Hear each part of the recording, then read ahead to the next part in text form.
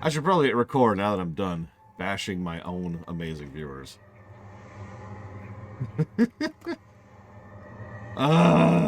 Chapter 4. We're not even on Chapter 5. Why is this game still going? Okay.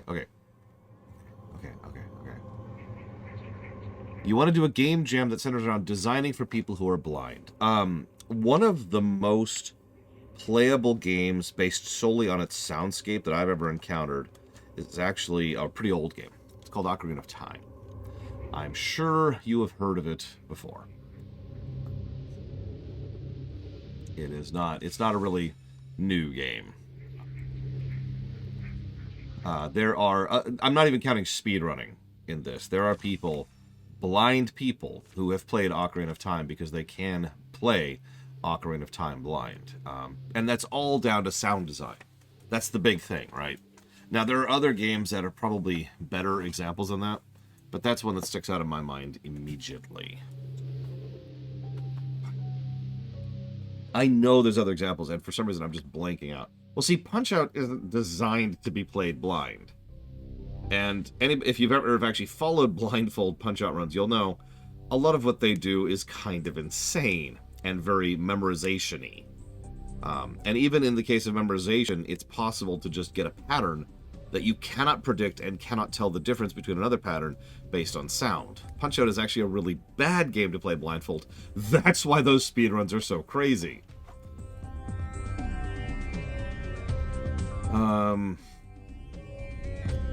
Let's sweep north, I guess? Yeah, because that looks like that's our destination. And yes, we're about to find out that the enemy are all dragon whatever. Let's do the yeah, let's do this first. Right here.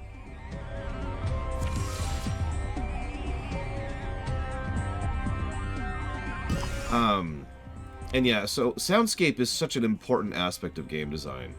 Yeah, actually, I was just about to bring up Subnautica and Grounded, which I know is a weird one, because you absolutely cannot play Grounded blindfolded, but the sound design in Grounded is kind of crazy good.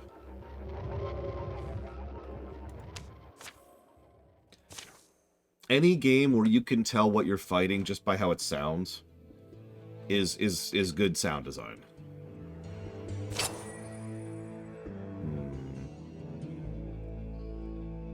We'll put that on here.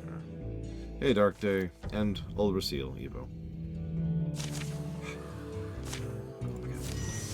So, someone asked if I underestimated the length of the game. Actually, no, as I checked earlier. So far the game is being pretty much exactly as long as I was estimating it to be. I'm just tired of it. What?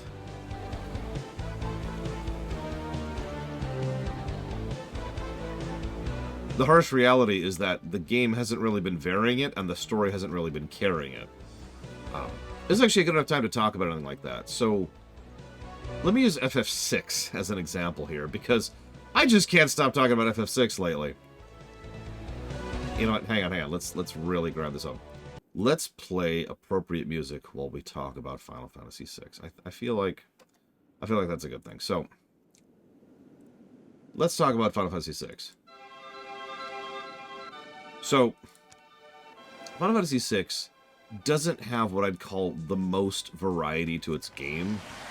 You know, the basic combat doesn't really evolve much past, you know, the point at which you get new players, because each new character has their own new abilities, but it doesn't really do that much with boss design or encounter design. So, really, once you've gotten to the point where you've gained access to Magicite, several hours into the game, you have a pretty good idea of what the gameplay loop is going to be like. Now, imagine for a moment if FF6 had... And you're going to get an opportunity for a joke here. Imagine if FF6 had, like, this weird, nonsensically, badly written, barely English dialogue throughout the entire work. And multiple stories instead of one single coherent narrative, with no real characterization to it. And that, I hope, helps to explain why I feel the way I feel. If it doesn't, I can try again.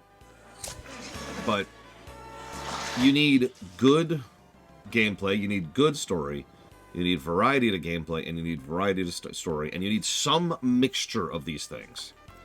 You need something, some kind of in-betweeny of these actions in order to actually make a game have longevity, in my opinion. For all of the many complaints I had about Dragon Age Inquisition, for example, if you ignore the side content, that game actually has pretty solid longevity in terms of its overall length. Where is my...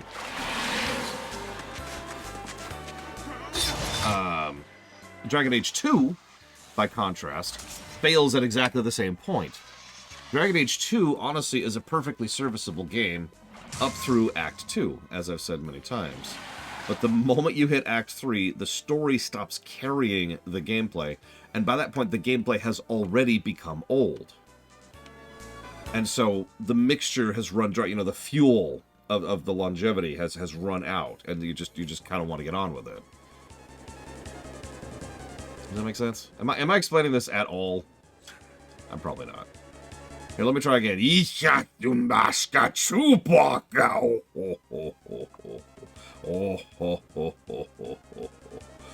Sorry.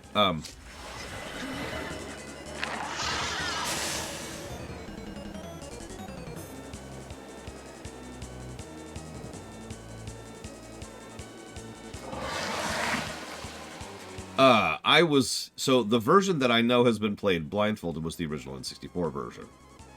I imagine the 3DS version, which is a port, is superior in every way to that one. But I have no memory of any variances to its soundscape. So I'm going to stick with the 3DS version. Of course we're going to start with Other M first. You know me. I prefer to start with the worst whenever I can. Especially when it comes to a review. Let's just get the crunk over with, so I can show off how Super Metroid is one of the best games ever made. What's Other M?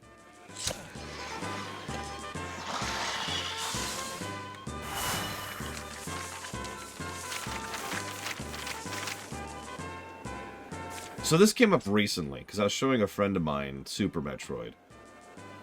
Let me just say, can I start in a weird place? It's surprising, considering I've played Super Metroid literally hundreds and hundreds of times. It's surprising to me how I can continue to find new ways to be impressed by Super Metroid. Like, when you really start raking that fine-toothed comb over that game, you find even more incredible details and incredible design in the game. It's kind of crazy. But the reason I bring that up is Super Metroid had an interesting problem in that its developers have always wanted to do a big, atmospheric, alien-inspired story. You know, aliens, right? Xenomorphs. And they've always wanted to have that level of horror to Metroid. I mean, I myself have mentioned several times that many Metroid games are some of my favorite horrifying games, you know, tension games or terror games, or whatever other word you want to attach there. 1 second. Let's put that on YouTube. Yes. But in Super Metroid, they were really, and I mean really, pushing the limits of what the SNES could do. So they kind of couldn't really do what they wanted to do. And Metroid Prime was kind of done by another studio, Retro, and also freaking nailed it while we're on the subject, but let's not get into that. So when the Wii came out and the actual original Metroid team... yes. When the actual original team was allowed to make their next Metroid game, this is actually after Fusion, but let's skip over the Fusion for the moment. They really, really wanted to finally do the big, terrifying story they always wanted to do. So they did, and that's Other M. Now that probably doesn't fully explain it, so let me try that again in a slightly different angle. They are yet another one of those developers who didn't realize that they were being creative and inventive and honestly innovative with their story design and with their gameplay design because they were limited. When they finally had the tools to do whatever they wanted to, they put out crap. Some might refer to this as the George Lucas effect.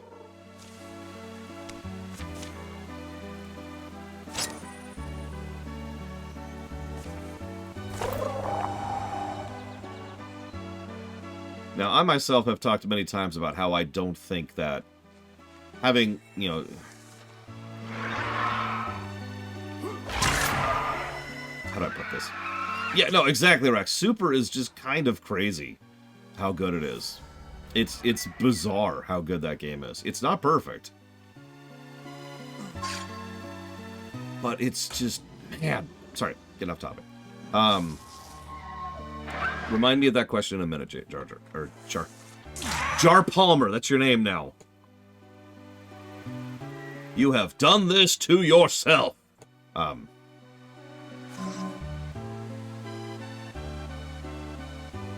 feel the need to say this because I fight vehemently against the idea that not supporting your staff and chopping your budget and forcing people to develop things without the time to necessarily develop them automatically leads to better stuff. I hate that idea, and executives and money people for years and decades and longer than I've been alive have used that as an excuse to cut corners, right?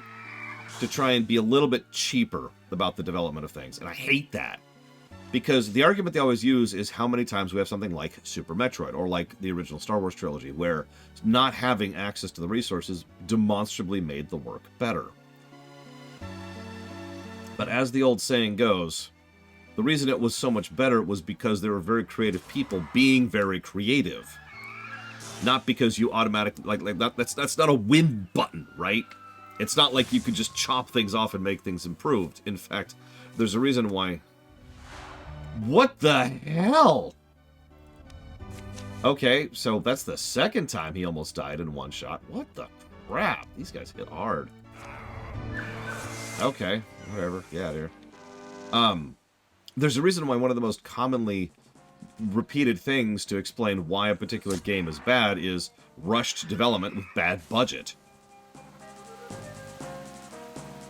So, forgive me for being irritated and just needing to make that point really quickly, because no, I don't think that the solution is just to go ahead and force the creative team behind Metroid to make a better story by virtue of keeping them crunched and reducing their budget and reducing their support. Now, thankfully, I can prove this because Metroid Dread exists. A game that absolutely had tons of support, tons of budget, was given as much time as it needed to be, and lo and behold, it's freaking incredible.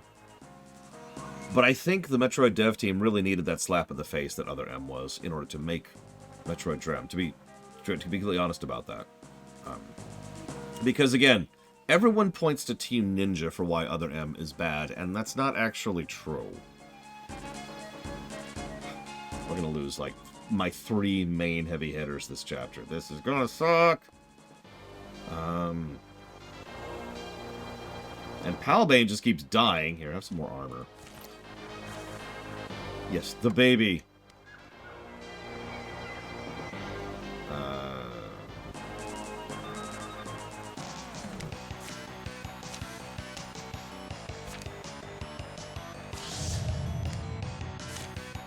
Anyways, that's Other M.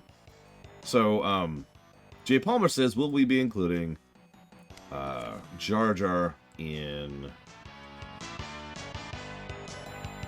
the Star Wars rewrite? So I've actually already ran into this exact same problem. Oh, absolutely, Rex. Before, because the first rewrite project I ever planned was Star Trek. And if you're wondering what the hell the connection is between Star Trek and Star Wars is, then you're not familiar with either. So, hey Ross, when doing a rewrite, and if you face a, you know the type, right? You know the type of character. There's that one character that everybody hates, right? There's that one character that just makes you go, ugh. Hey, we're going to include such and such, ugh. And there's that one freaking character.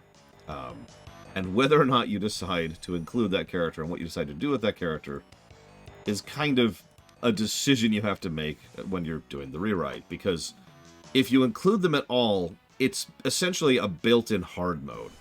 You can't just make them a joke character which you kill off. That's effectively not including them. So if you're including them at all, you have to do something with them. So what the hell do you do with Jar Jar to make him an interesting and developed character? Yeah, let's go with this. Oh, that's useless. Make him a Sith Lord. See, that's the other problem. Yes, I did, Ross. That's the other problem. If you decide to make them a joke character when they're already a terrible character, then in my opinion, you've already failed at your task. Now, that's assuming you're not going for a joke parody in general. If Our Wars was an attempt at a parody, like so many YouTube series are, then yeah, we'll include Jar Jar, and he'll just be a bumbling idiot who's like, secretly, I'm a Sith Lord, Misa Sith. And there you go, boom. But it's a joke. You're just playing into the meme for the sake of the humor, and that's fine if that's your goal. It is not mine. Anybody who saw RFF2 or RFF1 or Our Diablo or The Legend of the Zelda theater can pretty definitively say that I'm not really trying to be funny, right? So that's not my goal, in other words. And since that is not my goal, I want to go somewhere else with it. So if we include Jar Jar, he can't be a joke, and we have to work further uphill, right? Like we're starting further downhill with writing this character because it's freaking Jar Jar. And Jar Jar is a terrible character. Whoops, I didn't actually mean to do that. Well, whatever, he's dead. Thank God he didn't attack the guy who could have died in one hit if he did that again. Whew. That was actually a straight-up screw-up on my part.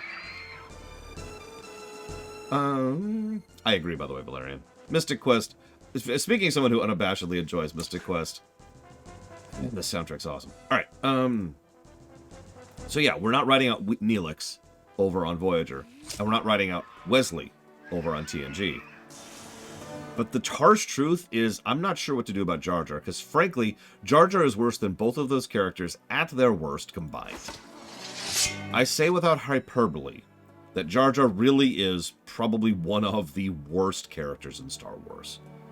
You'll notice I'm losing the levity in my tone to really emphasize that I am not joking. Jar Jar is gutter trash tier characterization. He is surface level, bare bones, banal attempts at humor that fail at every turn. A character who was deliberately designed to be irritating by someone who is trying to emulate childishness or childlikeness and came across as childish. There's a quote I'll never forget from when they were making Phantom Menace, where several people in the production staff were like, dude, Jar Jar's terrible. And George was like all comforting. It's like, it's okay, don't worry about it. The whole idea is, you know how like sometimes your kids get underfoot and they're just a little bit, frustrating, but it's okay because they're children?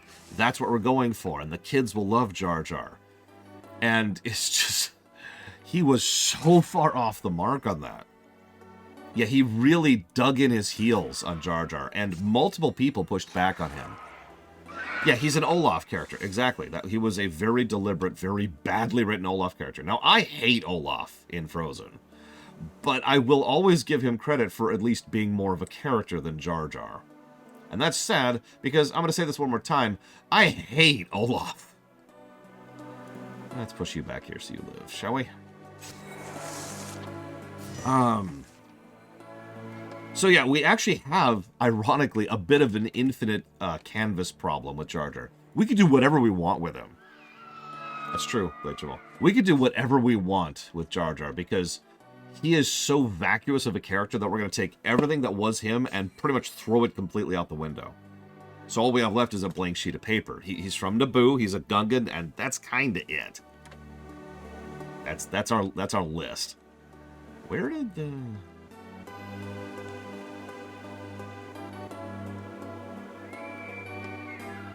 Yeah, the horse in Tangled was actually a much better approach of this type. We could try to make him a comedic relief. I once had the fortune, Wildermyth, of seeing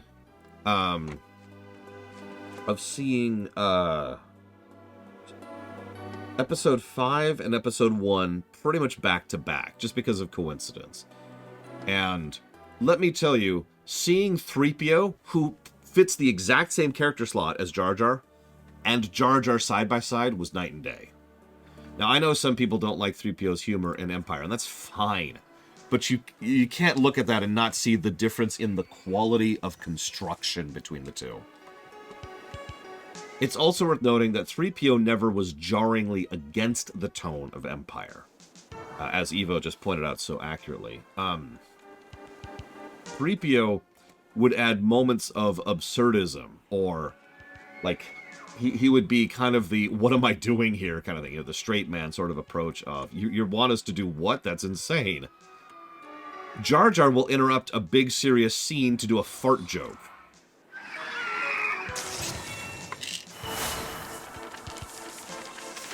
I don't know what else to add to that.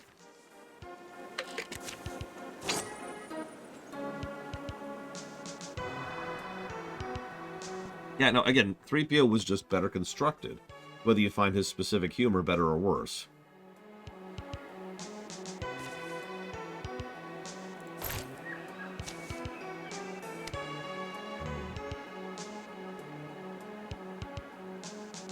Yeah, sure, whatever.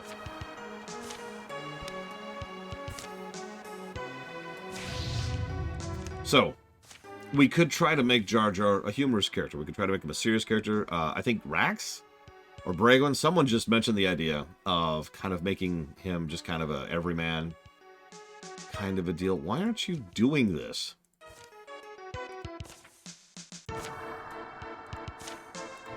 Do what I told you to do. What the crap, game? Have fun, Blake Javal. We can make him a Barkley. Barkley is a very unintentional but very effective everyman. The ordinary person standing amongst giants. There's a validity to that, right? Picture that for a second. Really put Phantom Menace into your mind. You have Qui-Gon Jinn, who is one of the most legendary Jedi ever, and Obi-Wan Kenobi at the beginning of his career going down into a planet in the middle of a war. And you're just some dude, right? You're just Bob from accounting, and you kind of get swept up in events. There's a power, there's a validity in having that kind of perspective.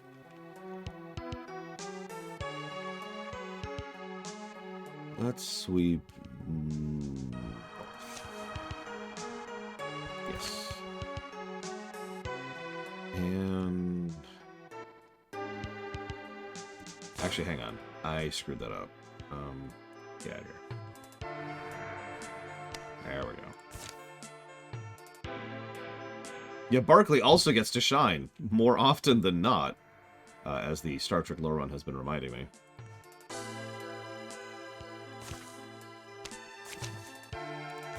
There we go. Yeah, exactly. So, honestly, I think you're already kind of selling me on the idea here. If we're going to keep Jar Jar, if we're going to put him in that position, keeping him as just a ground-level perspective on the galaxy-altering events going around appeals to me. But we can toss that around the table a bit. Oh, I've seen this.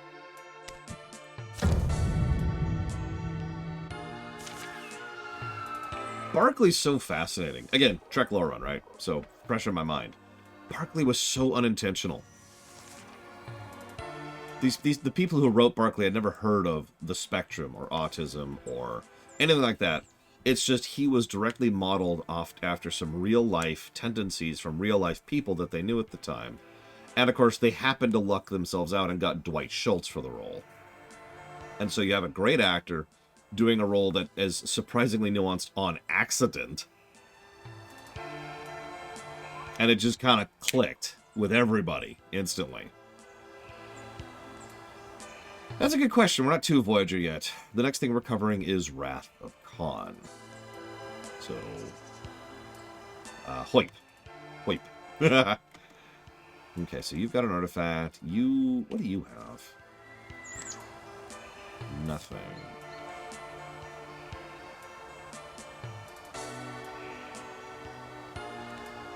Let's do this. Let's get him in position here. Stab him in his stupid, ugly face. Let's go get rid of the buffer over here. Or, no, let's get rid of the ranged. Honestly, several times when Star Trek is awesome, it has ended up being awesome specifically because of the fact that it was on accident. My favorite example of that is the two-parter Paradise Lost and Homefront over at Deep Space Nine, which everybody in the universe is like, oh my god, it's a big allegory episode. No intentional allegory was ever done there. In fact, that's easy to prove because the events everyone says it was allegorical about hadn't happened yet. So, no, it's kind of hard for that to be an allegory for events in the future. There are actually other examples of that, but that's just my favorite example of that. Let's go ahead and get a Tier 3 Leaf Crossbow. Nice. Maybe that'll help you live a little bit. Now kill that person. So I'm not worried about Khan. I mean, Khan's one of the best films ever made. And I say that as a film geek. Not just a Star Trek geek or a sci-fi fan or a geek in general. No. It's one of the best films ever made. I'm not worried about that. Yeah, exactly, Ross. There we go. I honestly think Wrath of Khan is in the top 10 films ever made. For me, obviously. For me. I would have to think more to go past that, but definitely top 10 material. Alright, so let's get up to the door. I mean, yeah, I've seen that a fair bit, Evo. No, my actual favorite Trek movie is the movie that is objectively a worse film, 6. But 6 just... I don't want to build it up too much, but man, 6. Anyways, let's go ahead and get everyone up to the door here. Up to the door. Dance a little bit.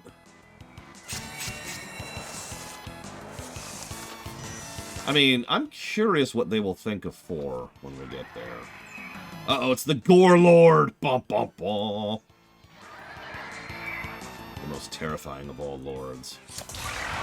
He plays a lot of Bloodborne, you know.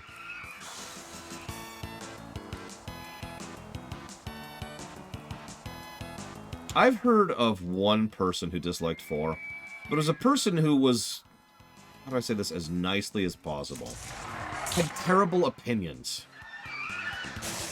No, Generations is 7. Sorry. So my personal favorite is Undiscovered Country. Ross's personal favorite is The Voyage Home. And the one you're referring to is Generations, which is 7. There are, not counting the Abrams films, there are 10 Star Trek films. If we count the Abrams, that goes up to 13.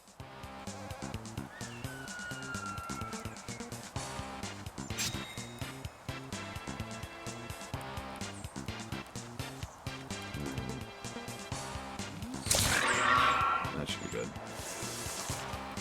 Oh, for the record, we're not watching the Abrams films in the long run. Honestly, probably just a waste of time.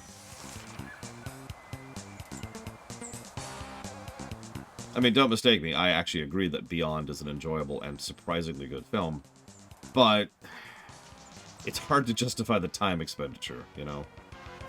Reboots is the wrong word, so this is a very minor spoiler, but it's right out the gate. So what happened is an event in Star Trek's future causes several people to go back in time and spawn a new timeline. That new timeline is referred to as either the Abramsverse or, in universe, the Kelvin timeline. So, those actually are canon with Star Trek. They are still part of the same setting, same continuity, but they are parallel timelines alongside what is usually referred to as the main timeline. There are 3 dominant timelines in Star Trek, all of which exist within the same setting. The Kelvinverse, the central one, and the Mirror Universe. Oh, and the Abramverse and the Mirror Universe do not exist within the rewrite, before you ask. Let's get in position way back here.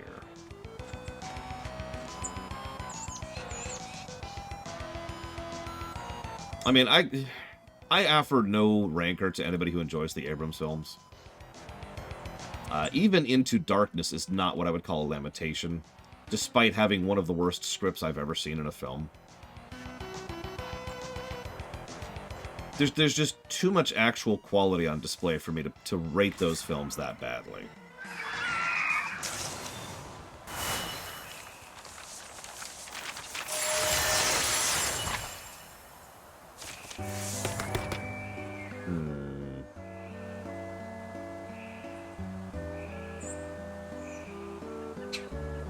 I don't like any of these. Reroll.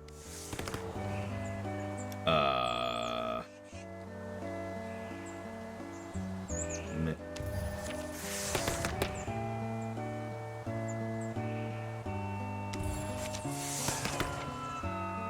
I just realized none of these really matter. These people are all leaving the party soon.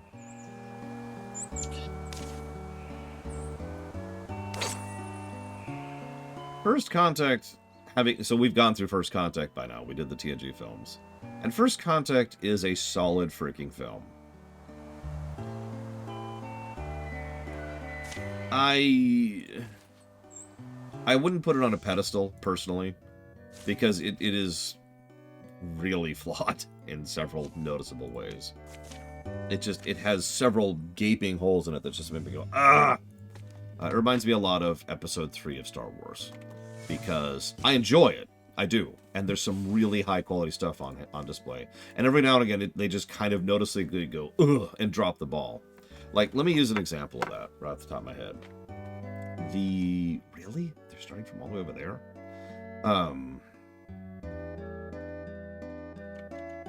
Okay. We'll change our plans then. There's a moment in the movies, yeah, the time travel's ridiculous. Let's just gloss over that. We can gloss over it in 4. We can gloss over it in 8. Or in 8, there we go. I can count with my fingers. I was doing this. That's why I screwed that up. So it's stupid in 4 and it's stupid in 8. But it's not really my biggest complaint, believe it or not. What really frustrates me about 8 is there's what I consider to be the apex scene, the fulcrum scene of the entire film, which is the one on the holodeck. And then there's like 15 to 20 minutes of padding. And then events naturally follow as if the fulcrum scene on the holodeck had just happened. And it's really frustrating. It's like, you were right there. You were right, because, track me on this. What happens is they have the holodeck scene, and there's a couple of tense moments, kind of establishing what's been happening while they're there. And then they go up to the bridge, pause, and then, they're like, oh my god, we're getting overrun, the Borg are everywhere, what do we do? And Picard's like, we've got to hold them no matter what. He goes into his room, he has his big speech, and Lily has his moment with him, right? That follows perfectly and smoothly. But if you're paying attention, that's not what actually happens in the film. What actually happens in the film is they have the fulcrum scene, they go to the bridge, and then they're like, I've figured out what they're doing. They're doing a deflector array thing. Let's go do the walk on the ship sequence. Several minutes of walking on the ship. Okay, now we're going to do a scene that's probably trying to be tense, but doesn't quite succeed at it. Okay. And then this. And it's just empty text. Then they get back, and it continues from the moment where it should have continued earlier. It is bonkers how much improved the film is if you just eject that 20 minutes out of existence. What am I doing? I guess I'm just waiting. Listening to amazing music and waiting.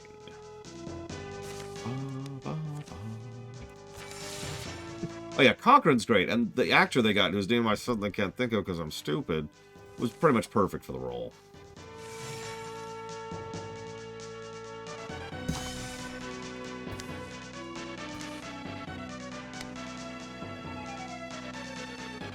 Oh my god.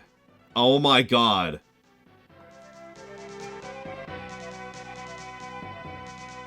So if you remember earlier, Evo and Zeiss actually gained a rivalry. But now we can have them gain a romance.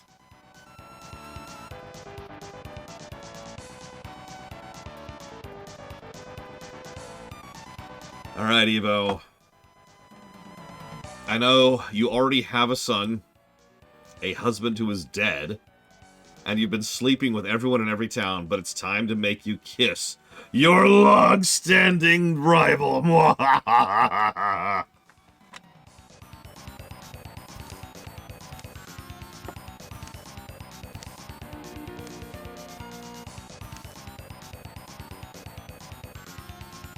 I think that image right there says it all.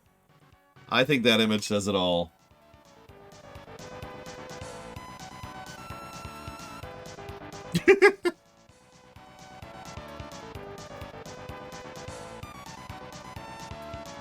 I'm sorry, which scene, Linnea Ruth? Oh, right. Moby Dick. Yeah. Zeiss and Evo have fallen in love. Aww. Slap, slap, kiss, I believe is the name of that trope.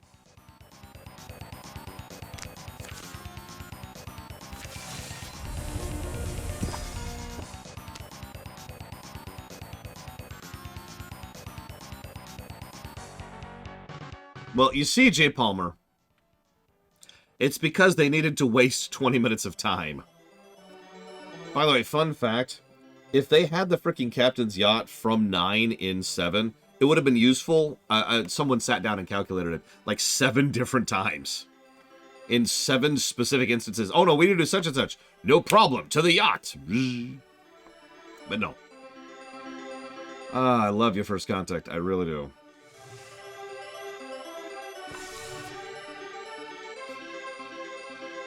Oh, they're taking too long. Let's go.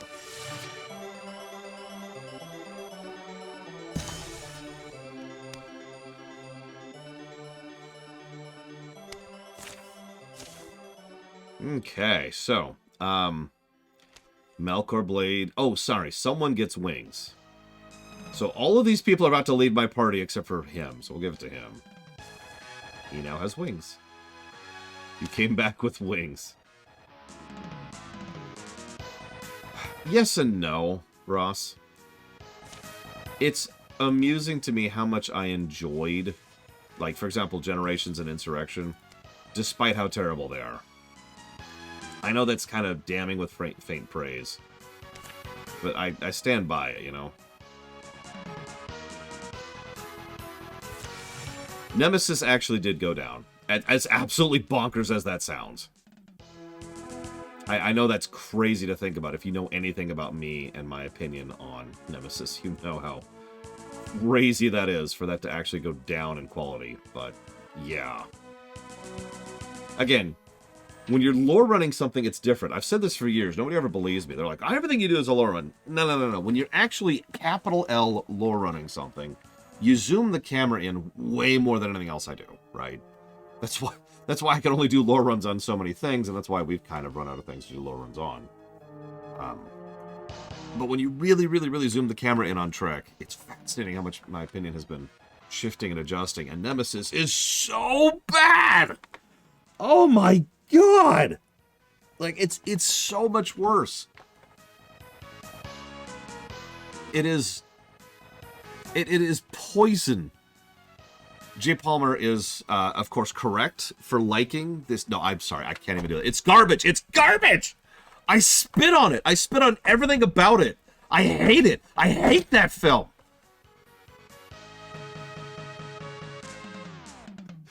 I don't hate you, Jay Palmer. Although you are forevermore Jar Palmer. That's your name now.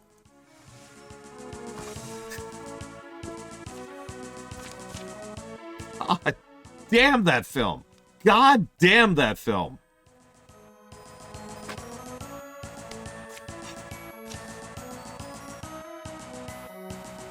I can't even summarize.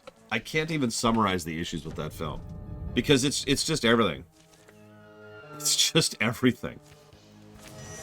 Okay, I'm okay.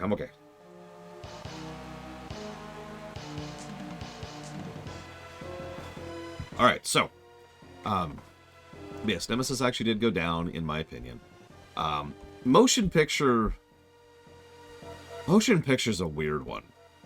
Because motion picture is about, I'd say, 30 minutes of a good episode. And I mean that. It's not a great episode. It's honestly pretty average. But it's still enjoyable. And it's the kind of thing that I would still enjoy watching. If you're familiar with the motion picture, you know that it's not 30 minutes long. And also, just like, there's a lot of little details in motion picture, which just kind of make me go, ugh, as I'm watching it, right? Yeah, obviously the visual effects is the big obvious thing. But, like, everything about the set design, the extremely expensive set design to, we must look at stuff. Points if you get it. To the costume design. No, it would not, Lunairith. It is no. I've heard that argument so many times, and no offense whatsoever, Lunairith. I hate that argument. It's not a crap film because it's a Star Trek film. It's a crap film because it's a crap film.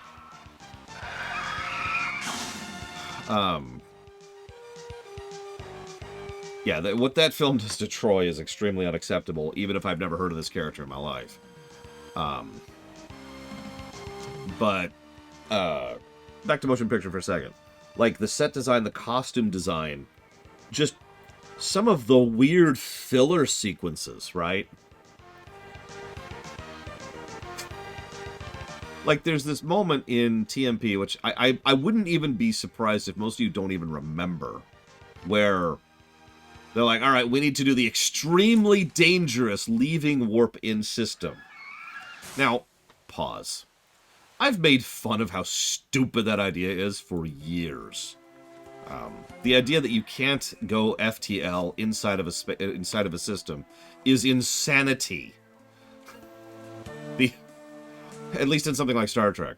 The amount of time it would take any ship to do anything regarding planets would be bonkers, because it'd be like, okay, let's head out for the next however many months in order to get outside the system before we could go ahead and activate the friggin' warp drive. So it's a dumb idea, but hang on, it gets worse, because that dumb idea's only purpose in existing is to have them create a wormhole, which then sucks in an asteroid, and then cause the Enterprise to lose power. And all of this is just like the most roundabout, badly written way possible to show that Kirk is unexperienced. I actually have a term for that. It's called because plot. It is when something happens who is only happening solely for the purposes of advancing the plot in some way or another. Now, most things in stories happen because plot. That's not the issue. The issue is the fact that you have to do some work in order to make because plot happen. Yeah, exactly, Ross. That is exactly right. And so, showing that Kirk has been captaining a desk for several years and doesn't know what he's doing, that's easy, honestly. Like, that's the kind of thing that should be I bet, right now, in chat, right now. Let's do an experiment. How many of you can come up with a better way to showcase that Kirk is inexperienced right now than they want to enter warp-in system, which makes them enter a wormhole, which causes the wormhole to pull in an asteroid, which makes them try to blow it up with phasers, which shows that Kirk is inexperienced, because that's the chain right there. That whole chain of nonsense is the most weirdly excessive, badly written, like it's like they're trying to get from point A to point B, and so they go off into Montana first. I really do bet that people in chat right now can come up with a better answer to that particular dilemma than that nonsense.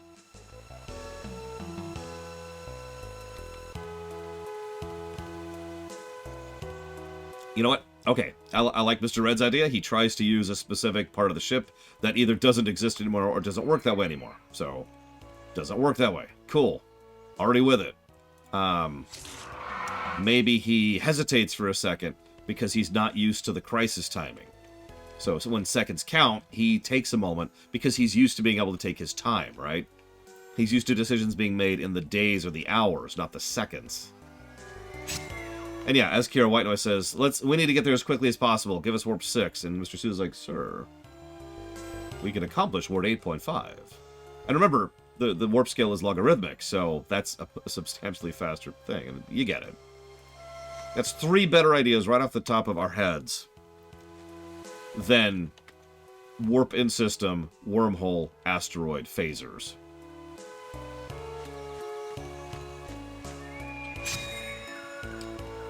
So I enjoy TMP for what it is. I know that sounds like a lot of bashing, but I do. I enjoy TMP for what it is. But man, I don't think it's going to score well when I finally get a chance to actually review that sucker. So how did Final Frontier hold up?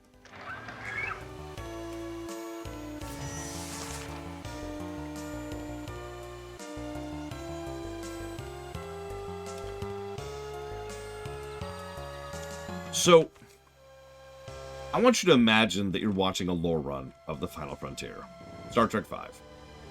Now, you probably don't know what the format that is, but what usually happens is we watch, you know, I give kind of idle commentary during certain things, but when I need to really talk about something, I pause the film briefly and talk, right? That's pretty normal. Like, we watch a nice big swath of it, and then I pause. If someone has any questions, I'll try to answer them, so we pause to answer questions. We unpause. The way Star Trek V went was it would be like there would be one scene, and then we'd pause for like 10 minutes to discuss the scene. We move on to the next scene. Pause. Okay, let's move on to the next scene. Pause. I'm sure there were at least 2 scenes somewhere in a row that we watched without interruption in that film, but I can't remember them off the top of my head.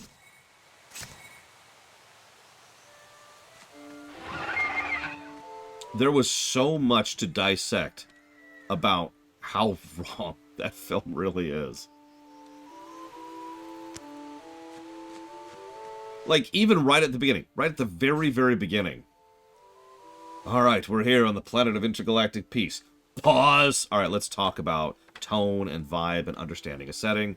Okay, unpause. And then we have the whole thing with Cybok and his thing.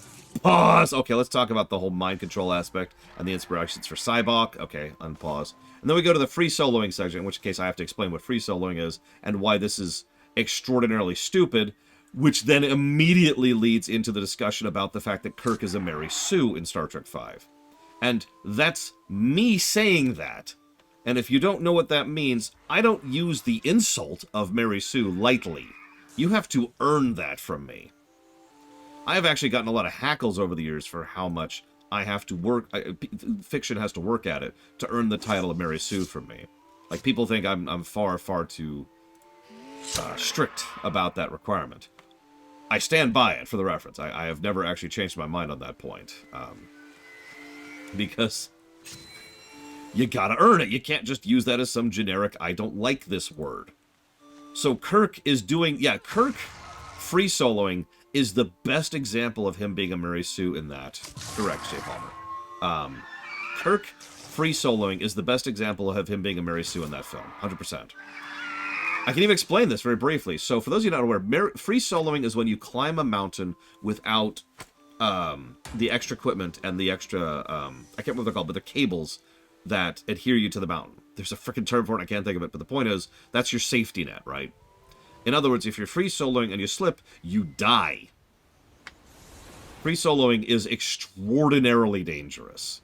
It is extremely difficult to do properly.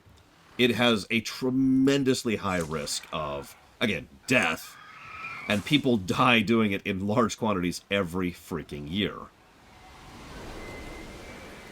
Kirk, who I remind you at this point canonically is in his 60s, just going out there, free soloing freaking Yosemite, is insanity.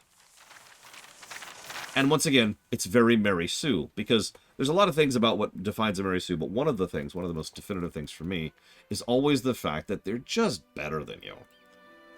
They just have so much better than you. And it's always like this, it's a completely unnecessary thing, right? It's always some stupid little thing off to the side to just make them better, just as extra cool points, right? And that's Kirk free soloing.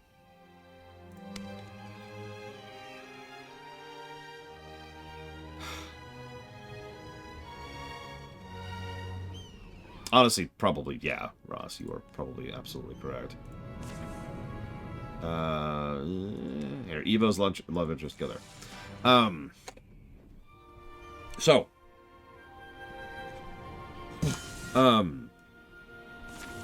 But yeah, that's what the Star Trek V lore run was like. It was just pause, let's explain this, pause.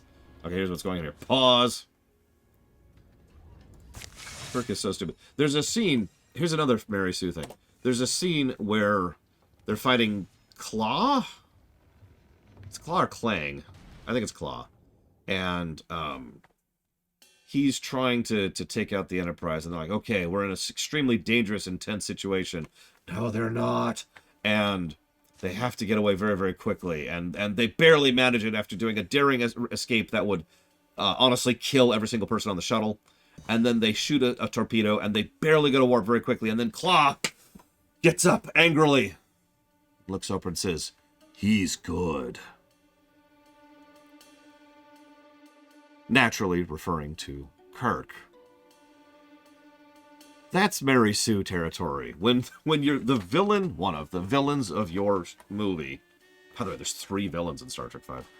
Just has to emphasize how good Kirk is at something he had nothing to do with, because Sulu was the one who actually was doing the shuttle thing, and Chekhov was the one who was actually in charge of the ship at the time. But no, it's Kirk. He's good. That's Mary Sue.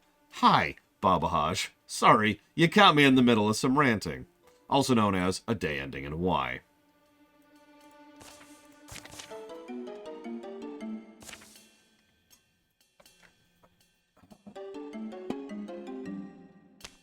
Just call myself the rant runner. Rant runner. Wow, say that 5 times fast at this point. Sure.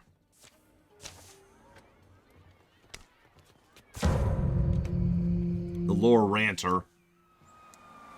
No, that's 6, Black Vial. 5 was the search for God. Something so important to the integral aspect of the film that most people forget that doesn't even show up until 2/3 of the way through the film. De-stress, Evo. De-stress.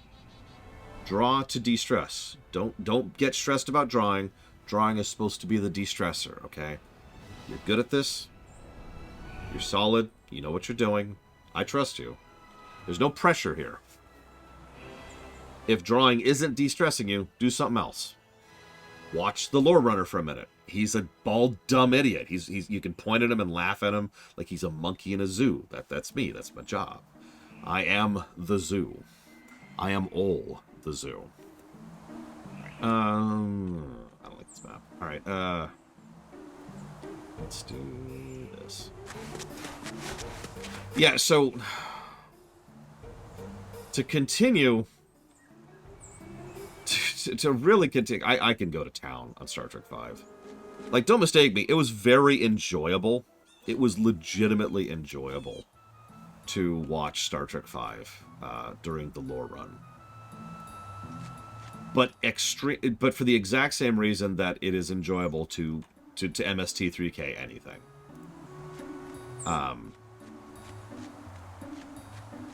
God, what is that one movie? I've actually seen that movie.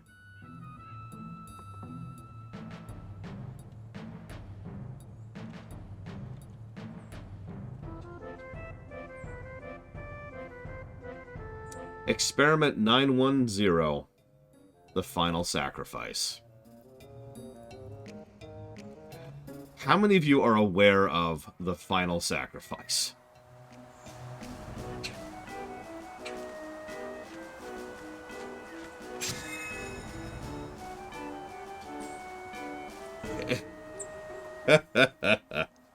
So, okay.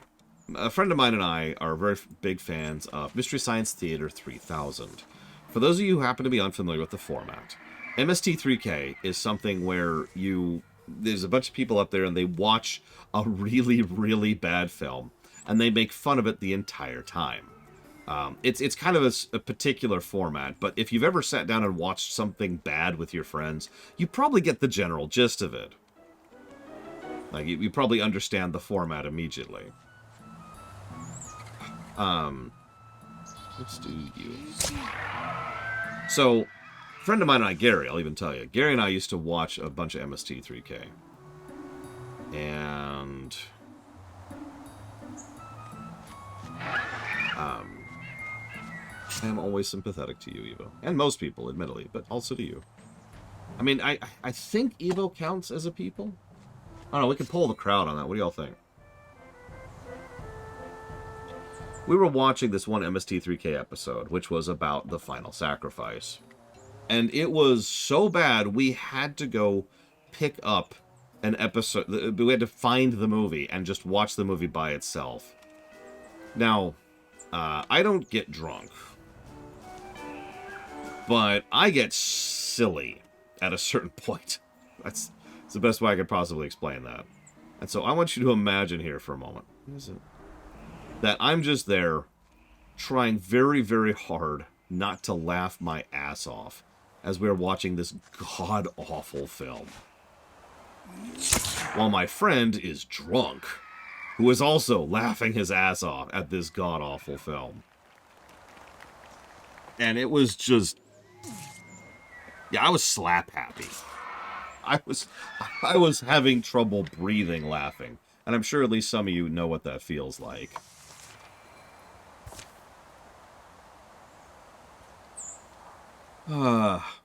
So, that's Star Trek V. If I was to look at it seriously and review it, which, as it happens, I hope to do someday, that film is going to score extremely badly. Because it's garbage. Every single scene, except for, I'd say, 3, has something severely wrong with it. We found 3 scenes during the lore run that weren't trash.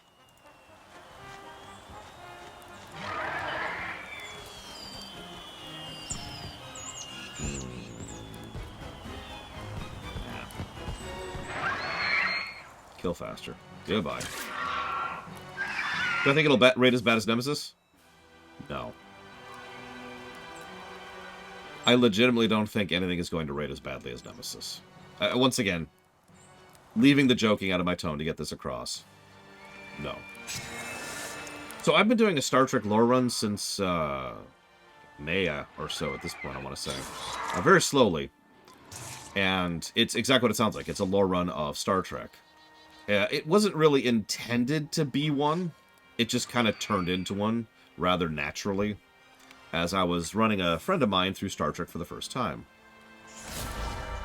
It has since... it's been a wonderful experience. I've been enjoying every moment of doing it. I love watching Star Trek with them. But the other interesting thing about the experience is it's also proven to me the extreme viability, for lack of a better way to put that, of what a show lore run would look like. Because it works great. The format is fantastic. The only problem is, of course, copy wrong. Because not being able to actually show you the thing and show you what I'm talking about kind of completely destroys the entire purpose and well, everything, honestly. Let's get rid of you, shall we? You don't deserve to live anymore. So, enjoy death. But death is all I've got on the menu.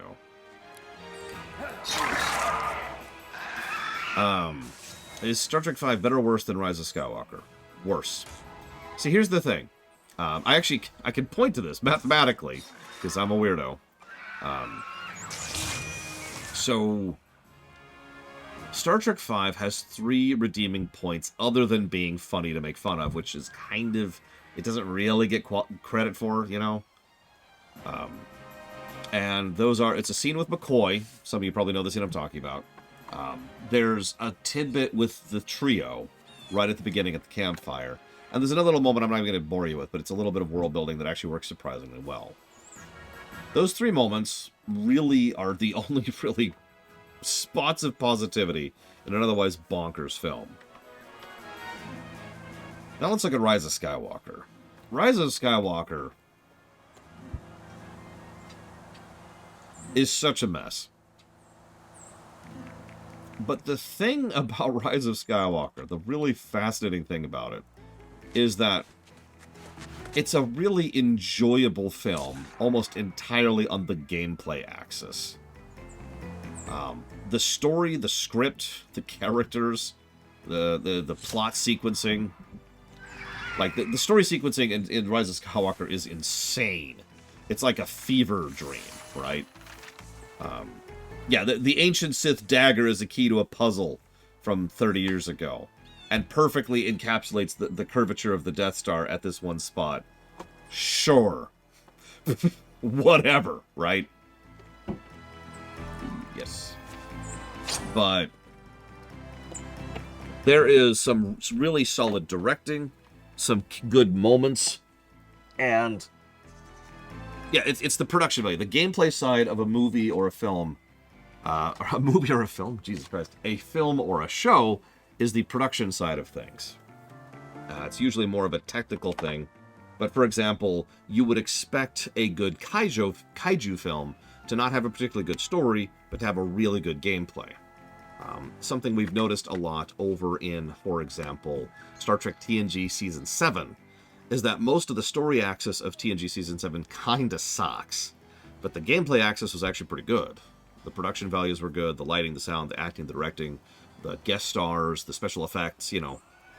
It looked and sounded and felt good, it's just the core meat of it, the narrative, was bad. Let's give this to you.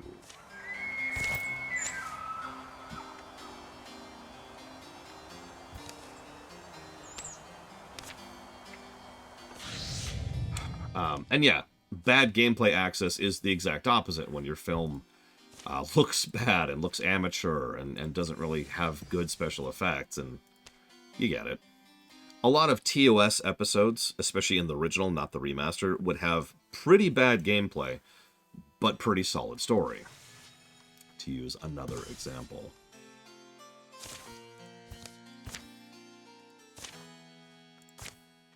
What am I missing? Oh, my bridges. I got bridges for days, yo.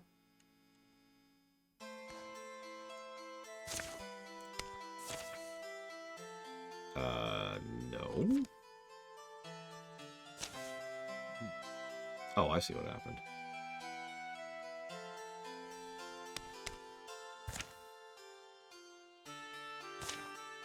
There we go. The biggest flaw of Star Trek VI, if I had to point to one big flaw.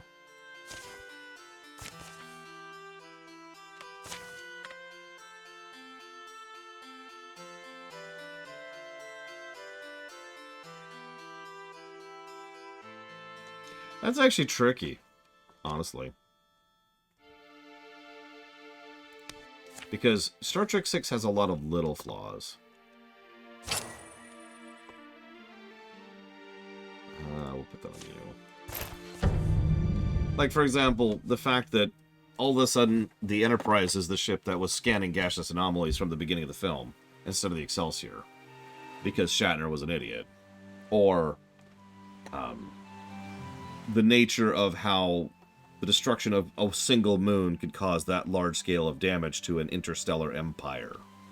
You know, there's a whole lot of little flaws like that throughout the course of the film. It's one of the reasons why I say Star Trek II is an objectively better film. It's probably the wrong word, but I mean, Star Trek II has less flaws. It's probably going to have very, very few negatives when it comes to it.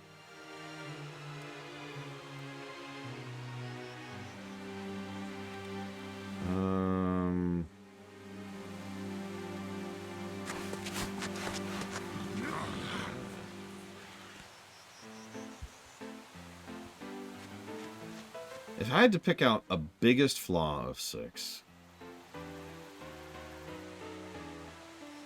This is going to sound like a weird one, but the interrogation of Valeris. I'm going to say it kind of neutrally like that, but if you know the scene, you probably understand why. I much prefer the novelization's version.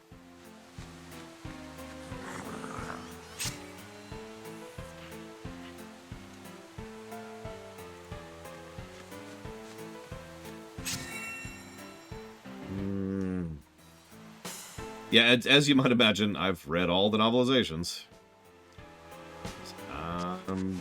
Me. I don't know what else to add to that. I used to read voraciously. I know it's weird because I haven't read a book in like a decade. I used to just churn through books because I read so fast.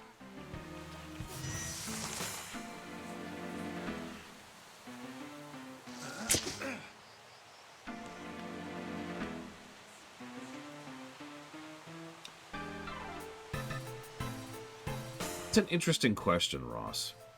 Keep in mind, we haven't hit Voyager yet in the lore run, so I haven't gone full, you know, fine-tooth comb yet. You know what? Evo's got a good point. Evo did write a book, and that counts as a book. I apologize. So, by that count, I've actually read several books in the last decade. I wasn't considering those. No, that actually does count. You are completely correct. I mean, it's what, like a 200-page affair?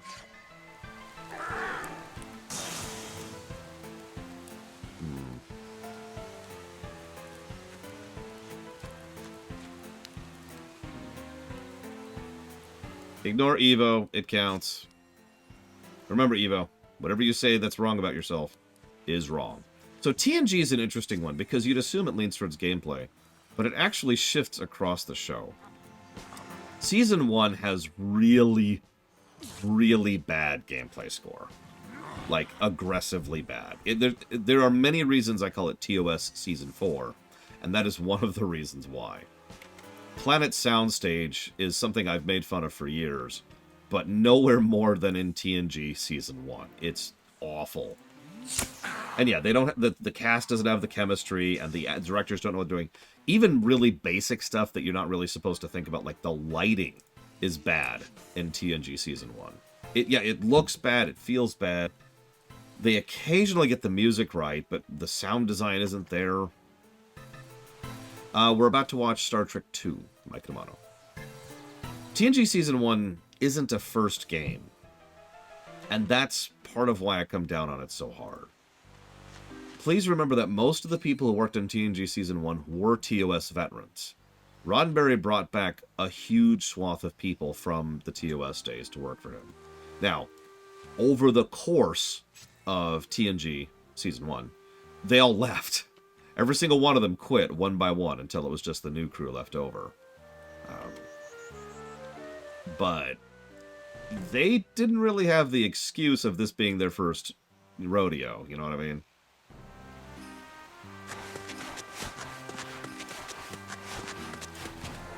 Like, if anything, TNG Season 1 is a Jurassic Park effect.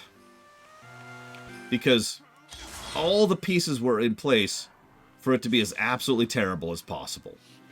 Nothing anywhere indicated that TNG was going to be good. You know what I mean? Like, if TNG Season 1 was coming out right now, and I was researching the behind the scenes and telling you all the stuff that I know, I would say, this show's gonna suck, because every single sign pointed to the fact that it was going to suck.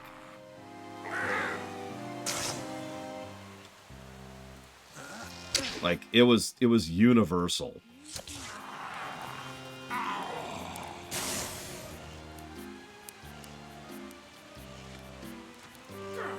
So yeah, the story score was also bad. There are a few brief snippets of positivity, but as my friend pointed out as we were going through the lore run, even established characters, even characters that we consider beloved characters, kind of sucked in Season 1. Picard is the obvious example, but remember how Riker was just extremely wooden and, like, didn't really know how to act in half the scenes he's in? Or how about how Brent Spiner couldn't figure out how to portray Data, and so he constantly kept changing his performance? Like, a good example of this is in Data lore. I actually know a couple of people who didn't really pick up on the fact that lore was different than Data simply because of the fact that Spiner's portrayal of just Data was so inconsistent in early Season 1. Accuracy. Let's give that to Evo's love interest. There we go.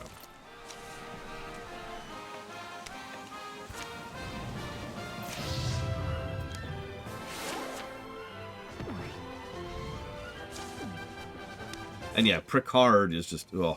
Earlier you asked which captain I'd rather serve under. Sisko would send me off to my death for good reason and feel bad about it. Picard would send me off to my death for good reason and feel bad about it. Kirk would find a way to make me live, or I died before he even showed up. Given the odds, I think I know which one I would lean towards there. And yes, for obvious facts, the Trek lore run cannot be visible openly because I would get copy-wronged, or actually sued into oblivion.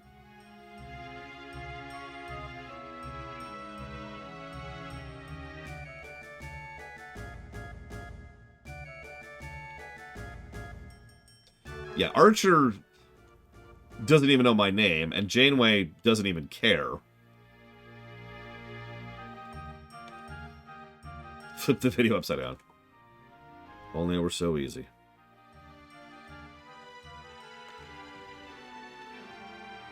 So, Lunarith asked a very valid question. Why'd they end up nailing TNG? Luck. And Michael... Or, not Michael. Rick Berman. Rick Berman. I know that's a hard pill to swallow, but it is true. The fact of the matter is, the mere fact that Rick Berman was the asshole in the suit for Star Trek and championed the show and pushed for it and fought for it and got them the resources and the team and the budget and the time that they needed is why TNG Season 3, which is when TNG finally found itself, is the way it is. He won that particular office battle. There were like 5, but 3 major players who were fighting each other during Season 2 for control of the show. And Rick Berman won. And in my honest professional opinion, he was the best choice of those 3. Because the other ones were Maurice Hurley, enough said, and Gene Roddenberry.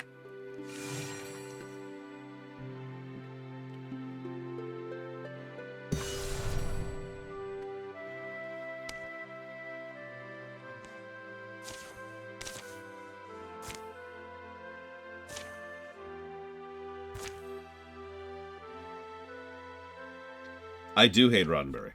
100%. He's a disgusting, garbage human being, and the world is a better place for the fact that he's dead. Go. Where aren't you going? There we go.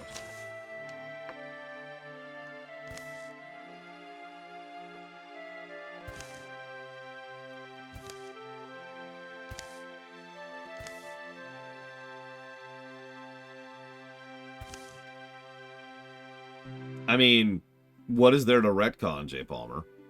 There is no Roddenberry in Trek.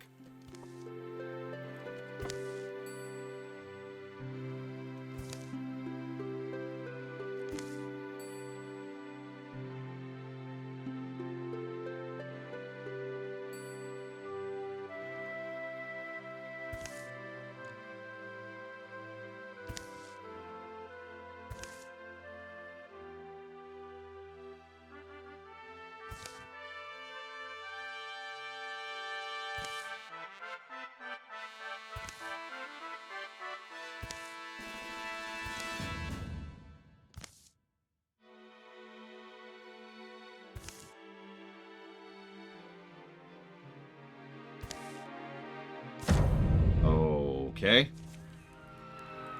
Yeah, Roddenberry is extraordinarily worse than Rick Berman, which is really, really sad. Like, I could cut straight to the jugular there, if you prefer. Like, I could cut right down to the worst thing that makes Roddenberry an absolutely garbage human being. But there's also everything else. Yeah, rape. There you go. Boom.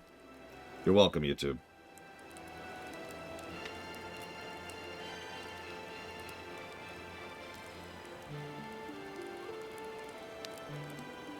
Rick Berman is a misogynist. He is kind of scummy. He's the guy who pretty much torpedoed Will Wheaton's career just to try and keep him on board for cheaper. He pushed Terry Farrell out because she was trying to expand her own career. He also pretty much killed Denise Crosby's career because she was wanting to do something other than stick out her tits and stand on the bridge. And she was told, no, that's your job. Let's see, what else? I mean, I could come up with a lot of reasons. Rick Berman really... No, Hurley is the reason McFadden left. Hurley is probably worse than Berman. It's debatable. Rick Berman is the one who single-handedly led to the McDonald'sification. He actually wanted Star Trek to become McDonald's, something I've talked about recently, which I can repeat if you haven't heard me talk about it. He's done a lot of bad for Trek, but nothing he has ever done will ever come close to just the garbage human being that Roddenberry was. And I've already given the reason away, because I only have to say one word to explain it. This is a big arena. Oh.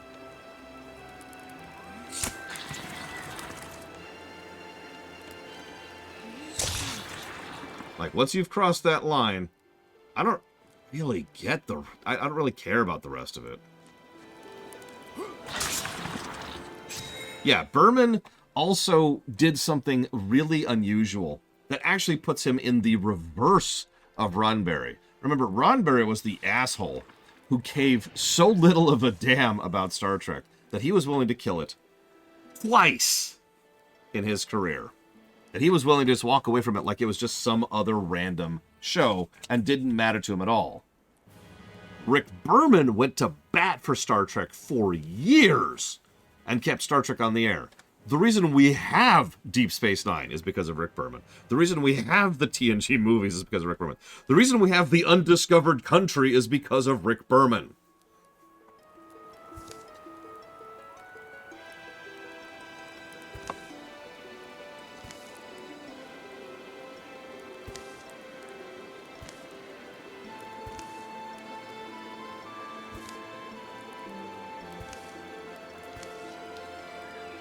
Okay.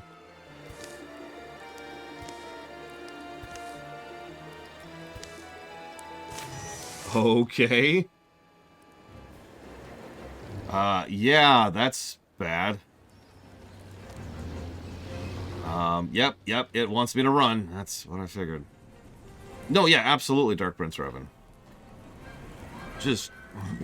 So, McDonald's. Yeah, every Star Trek show, it's... I know it's petty, and I don't care. Because every time I see the end credits of one of the episodes which says, made by Roddenberry, I just want to go, ugh. It doesn't help that it's actually a lie, too. Star Trek wasn't made by Roddenberry.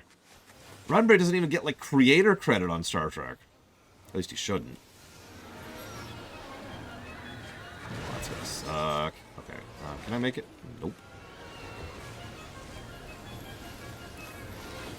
Yeah, DC Fontana should get a much larger portion of that pie, and so should Gene Kuhn. I think it's Gene Kuhn. The other Gene. The guy who actually is responsible for most of TOS.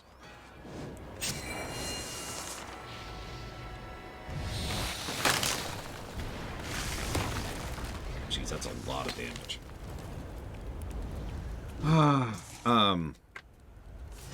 Why is there such a mythology about Roddenberry? So I've actually explained this before, but I don't mind repeating it because it is my life mission to ensure that everybody in the world is as familiar with the lie that is Roddenberry as possible.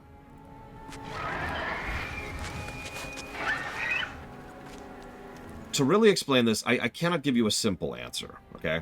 So you're going to have to accept a complex one. Roddenberry walked away from Trek pretty early on, during late season 2 of TOS, and before season 3 of TOS even really got going. He just walked away and started working on other projects and doing other things and just being a typical scummy producer. You know, it's one of the most amusing defenses I've ever heard about his actions is that, well, that's just what all the TV producers did. You know, as if that makes it okay.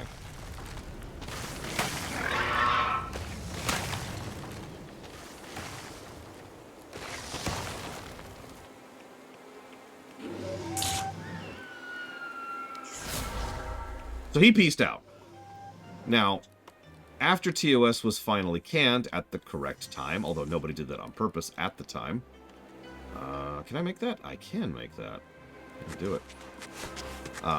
After Trek was canned, Roddenberry's other projects didn't really pan out. So he decided to do what any good executive will do and try to go back to the well See the last 30 years of Hollywood for a good example of this. So he tried to get a Star Trek animated show going. Now, he actually had some success on this because the people actually responsible for the animated series, who I remind you are not Roddenberry. Need to keep pointing that out.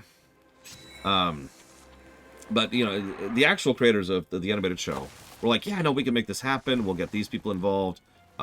Even the studio was like, yeah, no, Star Trek's actually scoring pretty well and apparently was much more popular than we realized because they literally had incorrect data on the viewing figures for Star Trek. Lol. So sure, we'll get the animated show going. And Roddenberry was like, yeah, and then he just kind of pieced out of that one, as is his norm. A little while passed, and he wanted his next major meal ticket, because of course he did. I suppose I can't blame someone wanting a meal ticket. So he decided to really try and get something going that I know most of you have probably heard of. It's called Phase 2. Phase 2 wasn't really going anywhere for a long time. Like, it's kind of funny to think about just how many decades Phase 2 just sat there stirring in production hell as nobody could really get the project actually going. During that time, a unique thing happened, which is, in my opinion, the reason Star Trek is a cultural phenomenon and has the level of impact that it does to this very day. That is something called conventions. Now, conventions go back a while, and in fact, if you really, really, really want to get down to it, conventions go back to ancient times, but let's not get into the nitty-gritty. The point is that the convention circuit here in the United States really started getting going in the 70s and the 80s. The convention circuit was exactly what it sounds like. It was a bunch of conventions that would be run periodically throughout the year across the United States, usually covering niche targets, niche things. And those would get a whole lot of like-minded people together who never realized how many other people were fans of the things they were fans of. I cannot express in words how much of a sea change this was to the culture of the United States. I don't know how much of an impact this ever had worldwide. I am not familiar with such information. But it was a really big deal to suddenly realize that other people like Star Trek. And you know what it's like to share enthusiasm. Every single one of you does. Finding someone with shared enthusiasm is just something else and something special. So the convention circuit scene took off and hasn't stopped taking off ever since. The convention circuit is still going to this very day. Star Trek got in at the ground floor of that. One of the earlier conventions that really started to have... I'm saying that wrong. One of the earlier features of conventions that started to be in almost every convention back in the day was Star Trek. They would bring in Star Trek cast members and crew members, and there would be Star Trek merchandise being sold. It was a very regular feature at almost every single convention.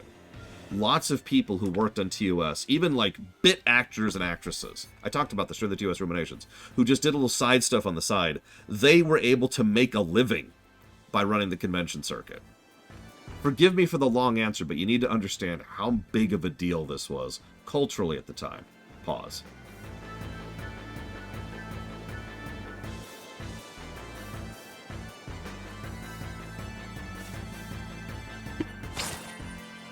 So, what does this all have to do with Roddenberry?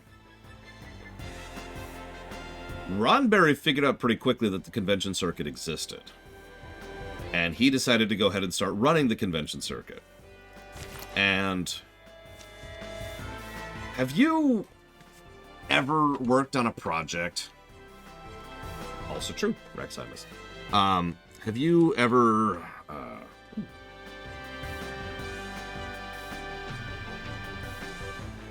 Have you ever worked on a project and you contributed a bunch to the project, but you don't want to be a braggart about it? You don't want to be like, well, hang on, I'm the one who did all that stuff. So you just kind of let someone else take all the credit?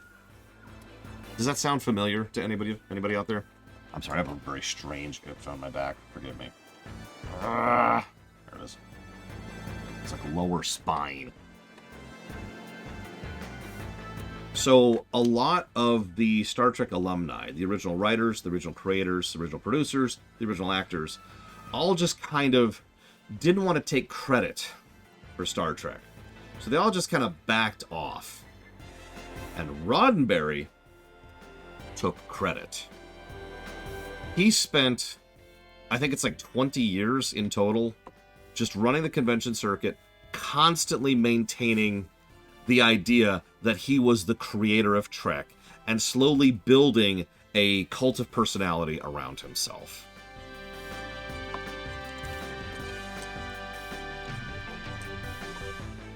And so, nobody else really wanted to contradict him.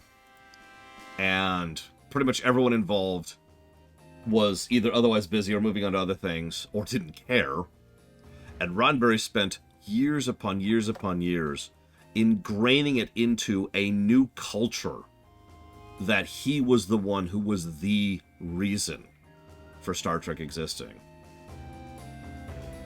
Now, this, I admit to my shame, is something I only found out about like 5 years ago. When I finally did my real deep dive for the TOS ruminations, you know me, I do my research, I do my due diligence, I dug deep. I got a lot of interviews, I got a lot of receipts, and a whole lot of information about the behind the scenes of Star Trek, and this was all just kind of an eye-opener to me. I never liked Roddenberry, but I had no idea how in-depth his scum lording was. Now, I know what you're probably thinking. In your mind, you're thinking, well, hang on. You yourself have said many times that Gene Kuhn is probably the single most responsible person for why TOS is TOS. Where was he in all this? Dead.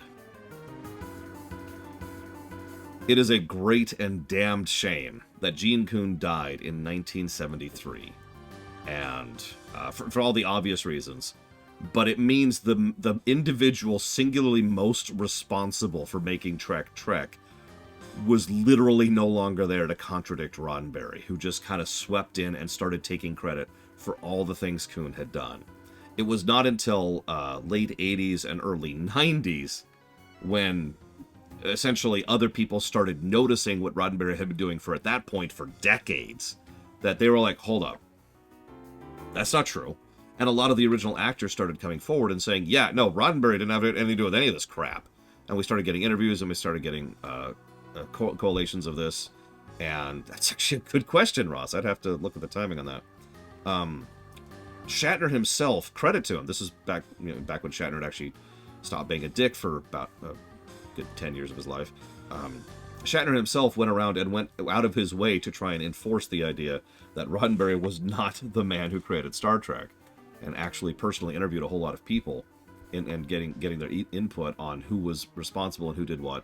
And there was also a wonderful book, which unfortunately is in storage right now, as almost all of my books are, or else I pull it out right now, which is by one of the senior producers of TOS. And I don't even remember his name. It's not Justman, although Justman is one of the big ones. It was Justman and Solo, I want to say. Yep. Herbert Solo. Justman and Solo were the actual producers of Star Trek.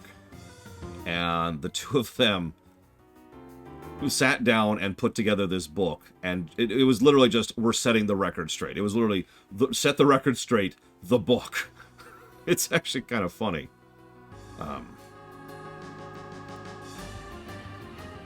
And I highly recommend it if you actually get a hold of it. I'm trying to find the name of the damn book, because of course I can't find it right now.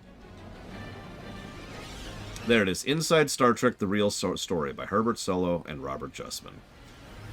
Yeah, no, there's a huge cult of Roddenberry, because that's how that works, right? You know, we as human beings tend to focus on individuals, and like I said, he had years and years to ingrain himself into cultural consciousness as the reason that Star Trek exists. Does that answer your question?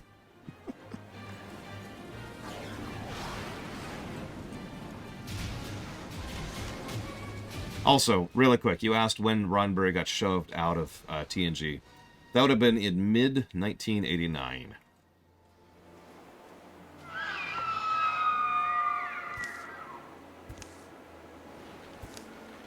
So that might not be a coincidence. Asshole McAsshole face, Ross?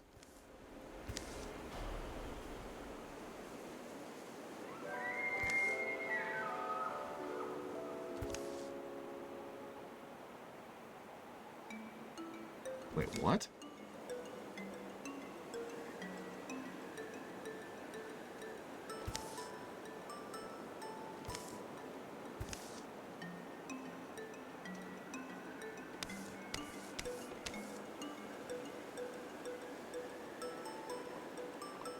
So forgive me for talking about the game we're actually streaming for a moment. But, like, so hundreds and hundreds of these Draven just died, right? The dragon escaped after ordering his primary minion to kill his own people, right? To cover his escape. So his lieutenant shows up and says, "What's happening? There's so many dead here." And the dragon says, "Don't you see that I'm bleeding? Yeah, you'll live. How many were buried? Where's the Versal?" And he says, "If Versal is the one who brought it all down, the dithering little dog snack. A band of humans snuck here intent on stealing my head. They all made it out." Not taking any kind of responsibility for the fact that he's the one who just ordered the destruction of his own people. Nice dragon. I hope we get to kill him later.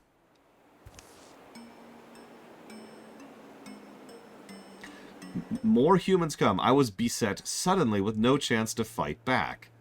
Cowardly, but even a coward can drop a spear upon her hip and point it skyward. You were a boss fight, lady.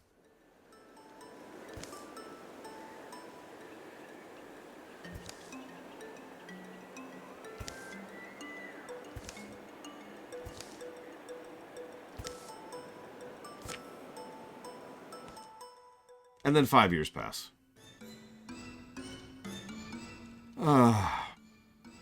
Last time I ever saw Dawn in WoW? The last time I remember seeing Dawn in WoW was in 2005.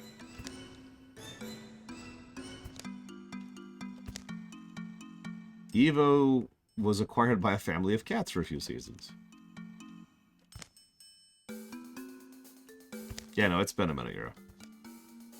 There might be a more recent incident, but that's the strongest memory I have of that. So it's time to lose our entire primary party. Yeah, there goes Colgrim, there goes Melkor Blade.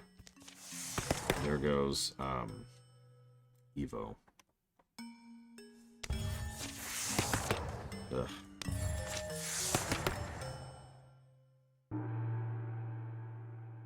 Yeah, we've got some LP to burn. I don't like any of these. We'll go with that one. Okay. Well, the good news is this is the final chapter, so let's just, you know, do this. Oh, I know, Ross.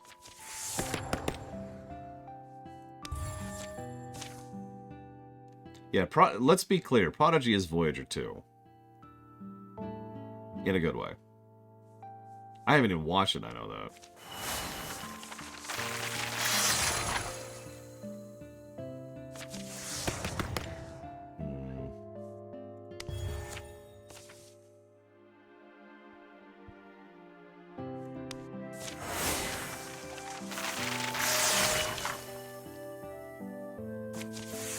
Wait, really? They got Robert Picardo for season 2? That's awesome. Also, Voyager sucks! No, that's stupid. I've never been part of the Voyager sucks crowd. And I'm pretty critical of it.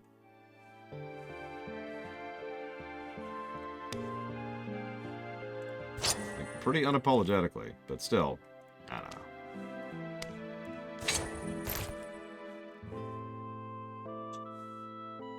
Wow, I now have 5 archers. I can literally fill out a party with just archers at this point. Yeah, that's another interesting thing about Trek. We talked recently about how almost every Trek show has at least one asshole on the cast. Of varying degrees of awfulness. Well, what we don't often get to talk about is how almost every Trek show also has one person who's just a really wholesome, legit person. Usually more than one, but still, usually at least one.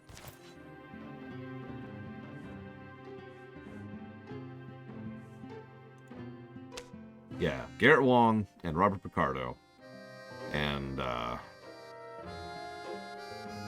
Jerry Ryans for Voyager. Sorry, I always get Jerry Taylor and Jerry Ryan confused, and that's my fault. Who's the asshole in New Trek? I actually don't know. Oh, wait.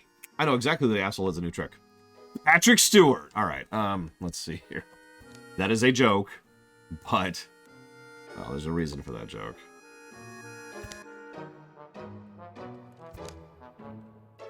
Yeah, exactly. Robert Beltran, he's the asshole of Voyager.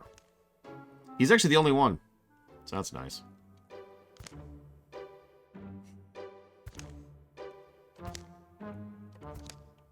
Yeah, Brent Spiner's the TNG asshole. Shatner is the TOS asshole.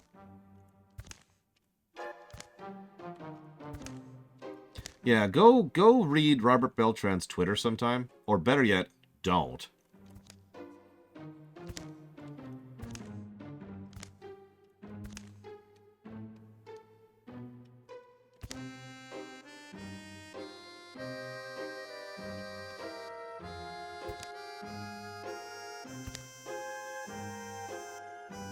Jesus. So now the dragon's talking about wiping out all of humanity. Because we made the dragon bleed. And their pride was pricked. Stuff I would not repeat on my show, Evo.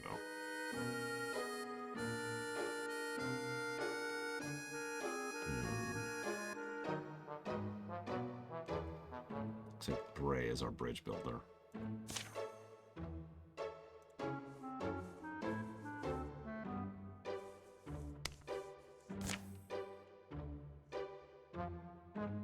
One moment, please.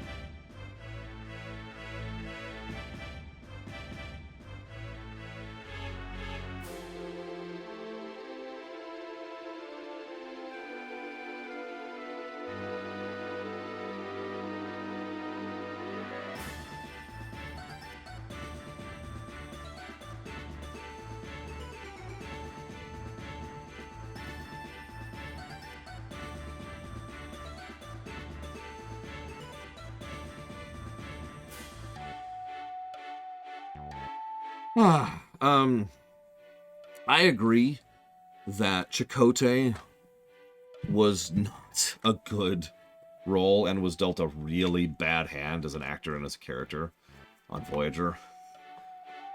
That's completely separate and irrelevant to what I'm talking about, by the way. One moment, please. Yeah, exactly. Garrett Wong was just dealt an even worse hand. He's legit. You know what I mean?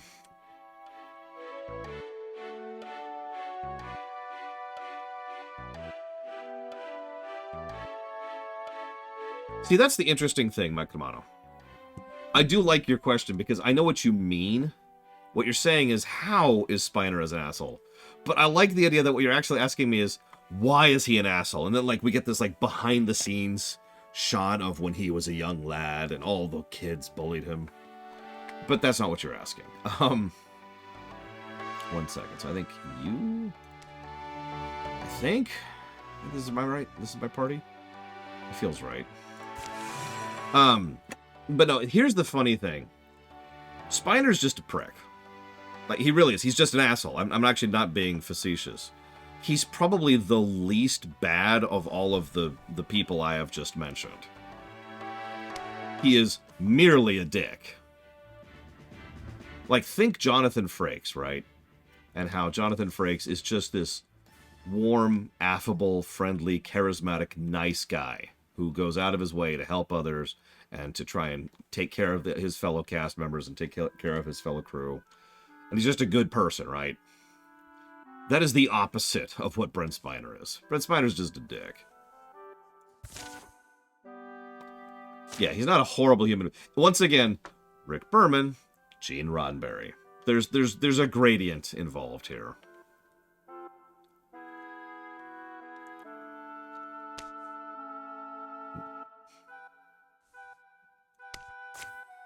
Did the cast like him? Eh. And that's my answer to that. Eh.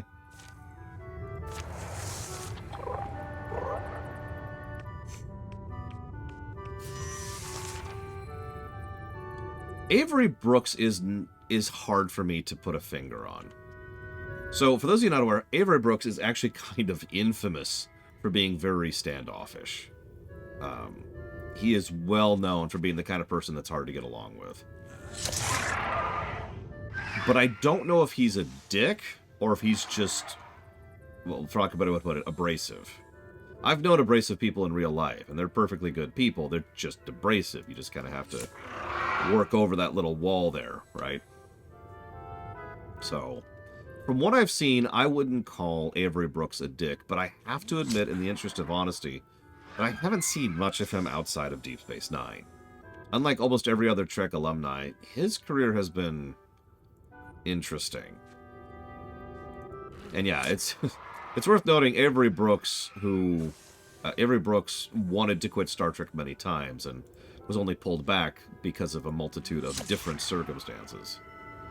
No judgment to the man. It's just it's a different mentality. And yeah, Cirric Lofton is also pretty legit. Jessie Gender has actually had the fortune of meeting Cirric Lofton, and I am super jealous of her for that. Okay, so you have one. Do you? You do not. But you have that. And Zeiss, of course, is evil. I admit I have kind of a weird perspective on Chase Masterson. And this is my fault. I'm going to go ahead and admit something that I'm actually deeply ashamed of. I used to dislike Chase Masterson for the fact that Lita was a ditz with boobs. And that is 100% on me. And I'm going to own up to that and admit that. It took time and effort for me to get to the point where I could grow up enough to recognize that that had absolutely nothing to do and that with her, and that she's actually pretty awesome. It was thus actually kind of gratifying when she really started getting involved with STO. I think I've told this story before, but she was one of the very, very first Trek alumni who got on board with STO when STO was reaching out to Star Trek actors to say, hey, you know, will you voice act for this video game?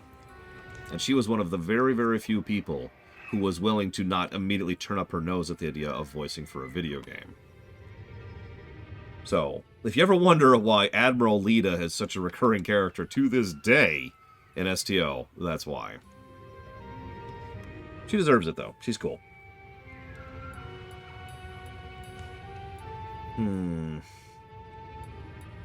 No, exactly, Rex. Like I said, that's a shame mark and nothing good.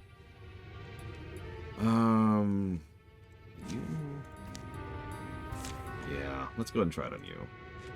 Let's go get a new bow, shall we? Please give me a new bow. Thank you.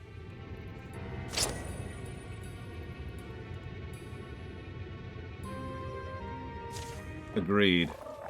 You know what made me not smile?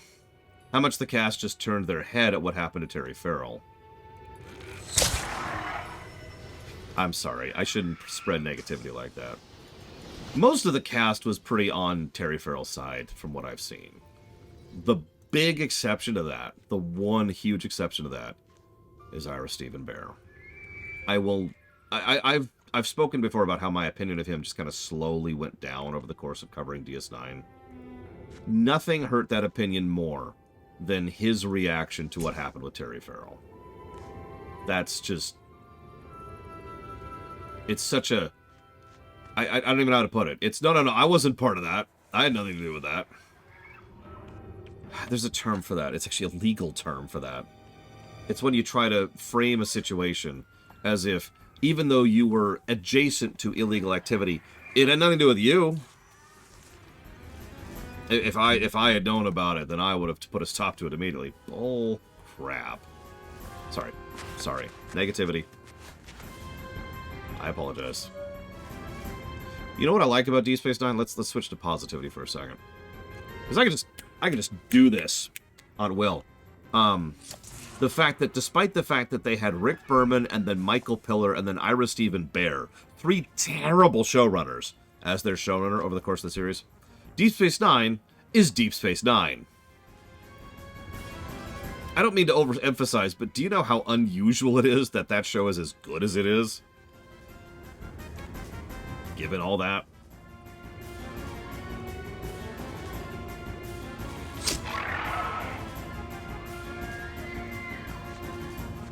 Michael Piller wasn't a terrible human being, but he was an awful showrunner.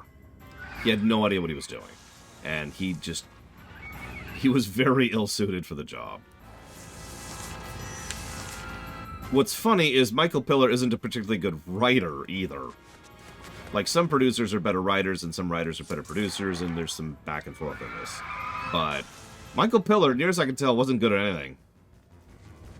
He just happened to get involved in the production at pretty much at the ground floor during Season 2 of TNG. And just kind of got his roots in.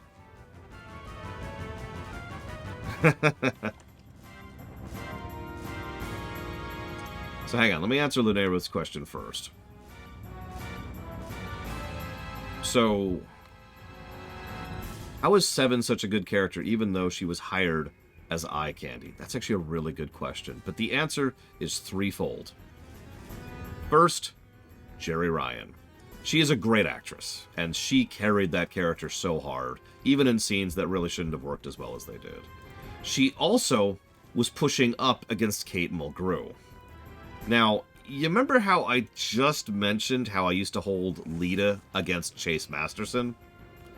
Kate Mulgrew used to hold Seven against Jeri Ryan.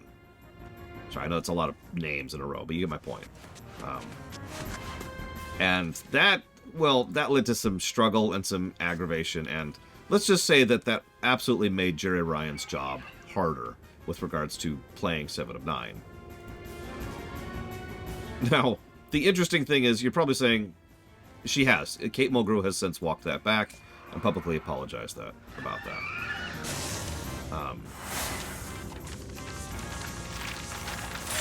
Thing is, the reason I bring this up is by most accounts, Jeri Ryan was pushing up against everything, including Kate Mulgrew so much. She just kind of nailed it. She was trying so hard and pushing so hard, she was firing on all pistons. So she did a really, really, really good job under a stressful, unpleasant work environment, right? Yeah, by all accounts, she was absolutely exhausted. You ever see that diagram I've shown of how many episodes are focused on which characters in a show? The number of 7 episodes in Voyager is crazy. I'm going to give this to...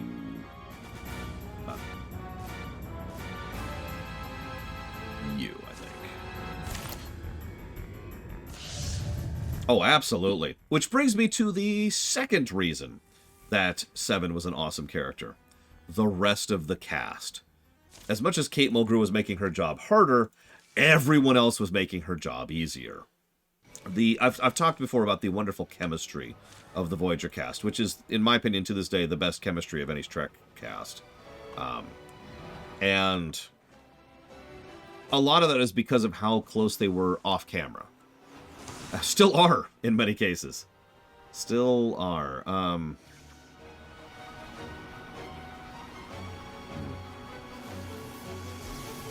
Hang on, Lunarith. We've gotten point 1 out of the way. Now we're going up to point 2. So point 2 is the rest of the cast was really there for her, helped bolster her, took care of her. Yes. And basically it was just a whole bunch of sanity anchors to help her. And of course, the fact that she immediately gelled with the rest of the cast meant that the moment she started acting was the exact moment in which she started being awesome, because she's already immediately working well with the other characters on camera. So, Great actress pushing up against... being pushed down by Kate Mulgrew and the circumstances. Great cast bolstering her, which leads me to the third and final reason why 7 of 9 is an awesome character. Jeri Ryan. Jeri Ryan is a great actress, and at the end of the day, all other extraneous circumstances aside, she is the biggest reason why 7 is such a good character. She went out of her way to do everything she possibly could in order to nail this role, because she recognized what an amazing opportunity this was, and she wanted to give it her all and put her mark on culture and history, and, for the record, she did. I will also admit I've always had a private theory that she probably also kind of wanted to not pull a Tasha Yar. Because, well, let's be honest with ourselves, the Tasha Yar route would have been the much easier and honestly more likely route for someone in her situation to go. Does that answer you, Linearith? Linearith. No, it does not. And then Linearith kills me. And then I'm dead.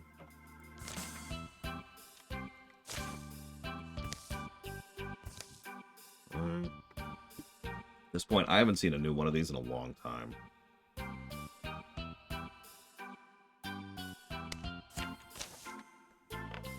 That's an odd question, Linearith. I have no idea, would be my answer to it. Yeah, Ethan Phillips, who, I remind you, is a really good actor, still had issues pushing up against Neelix. And he never really managed what Jeri Ryan did, so... I don't understand the question, Linearith. I'm sorry. What do you mean? Jolene Blalock is awesome. She's a great actress. She's also wholesome and honestly ridiculous. Like, she's one of those gigglers, if you've ever encountered those in cinema or in acting. And yes, Roxanne Dawson is actually a very good director and has pretty much gone on completely to have a very successful directing career. I believe technically the third most successful actor to director career from Star Trek,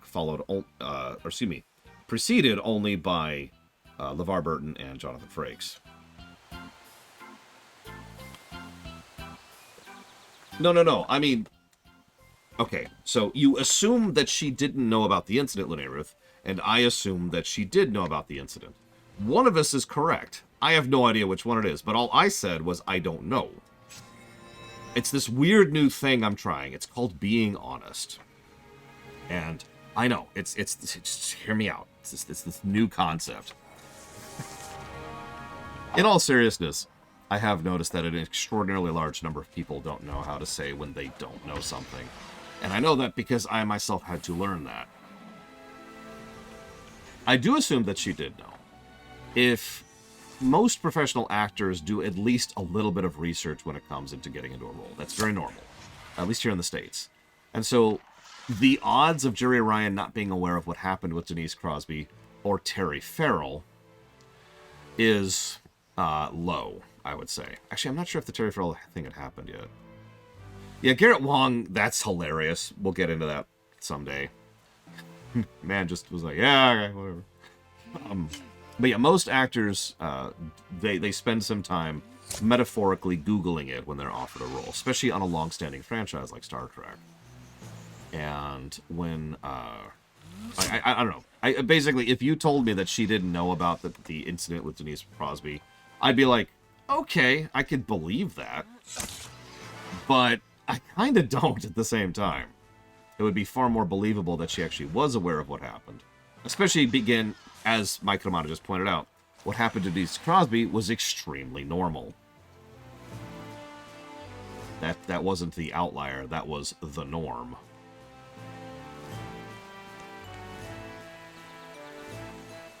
That's another thing. People tend to talk.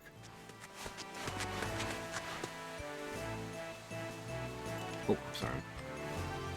Yeah, not good. Normal.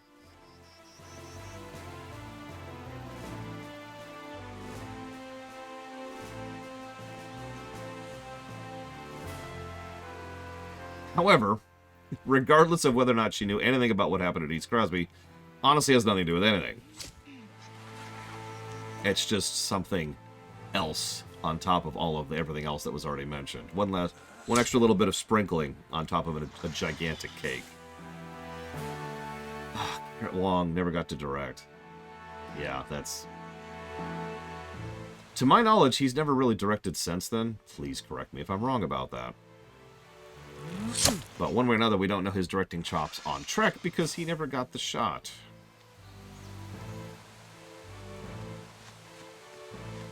I remember when Nimoy asked to direct, and that was actually considered very unusual. And people were only willing to make an exception for him because, you know, Nimoy. And they needed Spock. Weird to think about, in hindsight. Scott Bakula...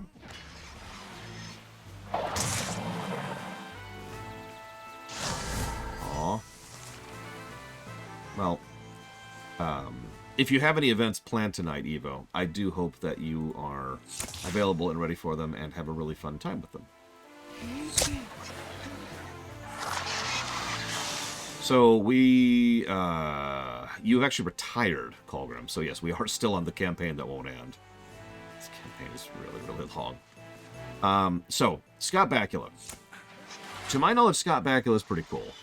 Not at the level of, like, Frakes or Tim Russ, who are both really, really awesome dudes. But Scott Bakula, by all accounts, is fine, right?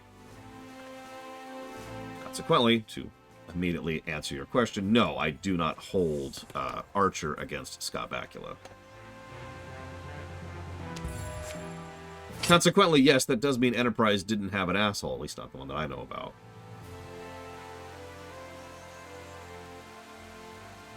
Go figure.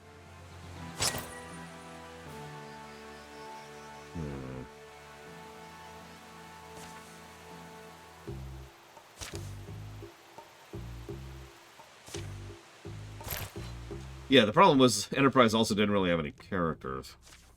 That frickin' Beagle! Is my answer to that.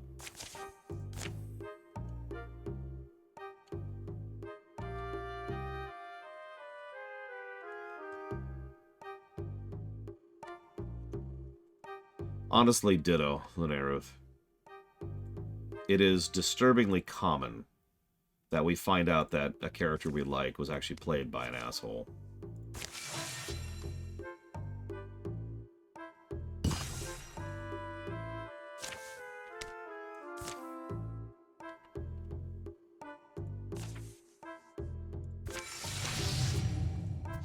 It shouldn't matter. That's up to you.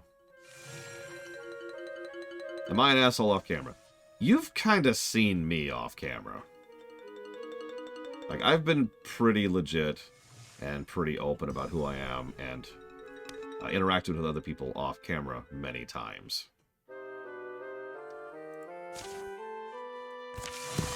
Hell, you remember when I was moving? And we had the moving chronicles while we were just streaming from my phone. It's about as me as you're gonna get.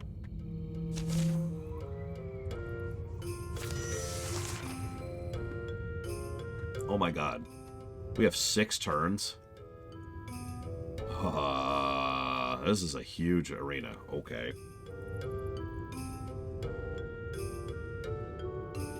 I mean, yeah, as ice. I've said it before. I've said it before and I'll say it again. I don't put on a... yes, it did, Jay Palmer. I don't put on a face. You know, I don't have a persona for streaming. But... you don't really know that. Like, there's nothing that proves that other than just, you know... the fact that there's plenty of proof of it. God damn it! That was a 90% chance to hit. Sorry.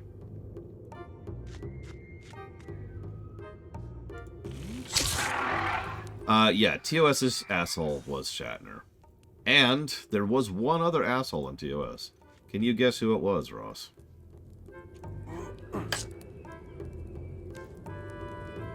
Most people can't.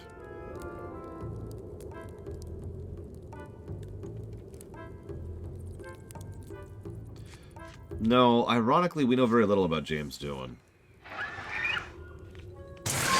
And no, I don't count things like Roddenberry. Just like I don't count things like Berman. No, it was Nimoy.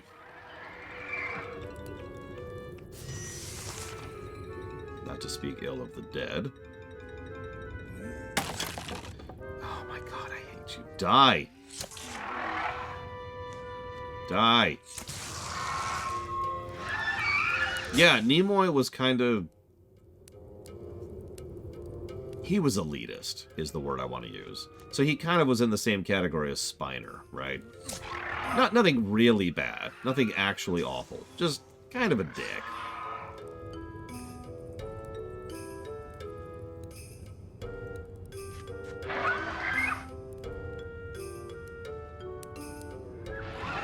Stewart's kind of a weird one. Because Patrick Stewart's...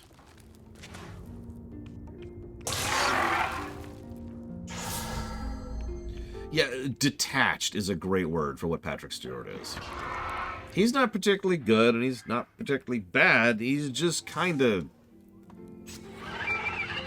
He's just there, right? He's here to do his job, and in his mind, his acting job has nothing to do with anything else. He has such distance between himself and his roles, which you could argue an actor should have, but it kind of makes him interesting, especially off camera.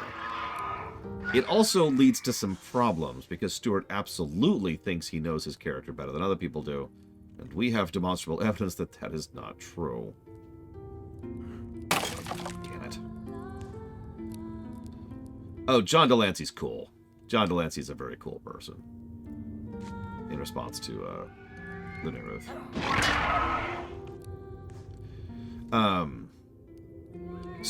James Sloyan. I can't believe I know that name by memory. James Sloyan is actually pretty cool. Ironically, one of my favorite examples of a really cool, awesome, helpful, you know, kindly old man playing a horrific monster is actually Tarkin from Star Wars. I'm sure most of you know the stories about that. Let's scooch over here.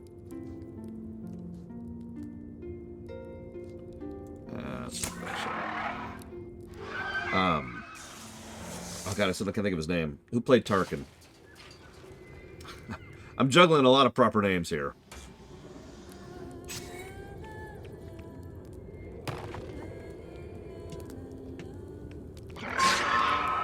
Peter Cushing. Thank you. No, Peter Cushing was helpful and kind and considerate. Peter Cushing, this is an anecdote, but it gives you an idea of the kind of person he is. Peter Cushing is the kind of guy who will, god damn it, stop missing! Is the kind of guy who will go out of his way to wear perfume on set because he is worried about smelling bad for his fellow actors. That's Peter Cushing, right? He's just, by every account, he's very considerate. He's very thoughtful. He really is just kind of like your kindly old grandpa. He plays Tarkin, the most evil monster in all of Star Wars.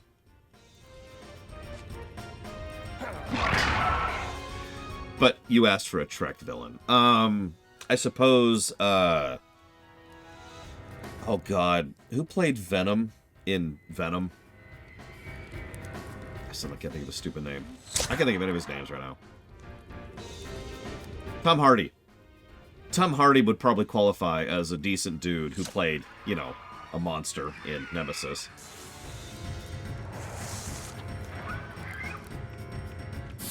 Let me think about that. He also played Bane.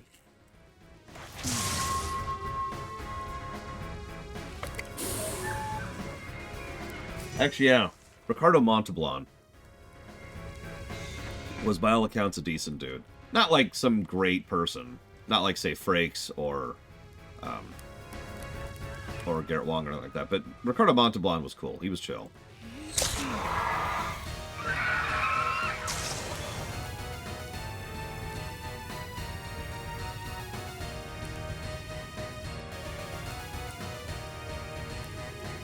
Yeah, of all the complaints I have about Batman 3, I have many. His portrayal of Bane was not one of them. I actually rather like Tom Hardy, which makes it such a shame that he effectively started his career with fricking Nemesis. But, you know, whatever. Really?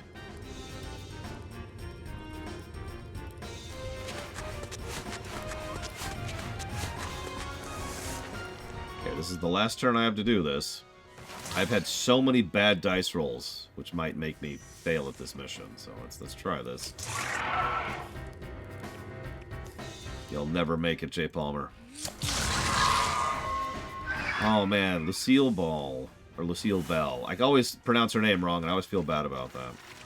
I talked about that during the TOS thing.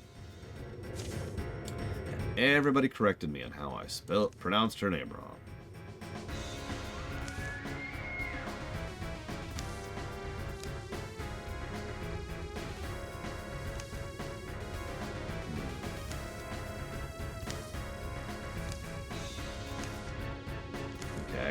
So we're tracking down the dragons by tracking down their trackers. That makes sense. No, Jay Palmer, you can pick 3 things. Yeah, so Lucille Ball is a very complex story that I'm going to not go into right now because I don't remember all of it right now. Because there's actually a lot of moving parts in that story. Here's the summary. She was a woman in the 60s. I'll pause, because that really says a lot about her story right there. A lot of where she was coming from and what she had to deal with all boils back down to the fact that she was a woman, in the 50s as well. But point being, that was exactly as awful for her as it sounds. Now, absolute credit to the woman. She really pushed up against that and did everything in her power to try and be a force for what I can only refer to as good progressiveness. It's actually a little more better way to put that. Yeah, no, she hated Gene Roddenberry, despised him.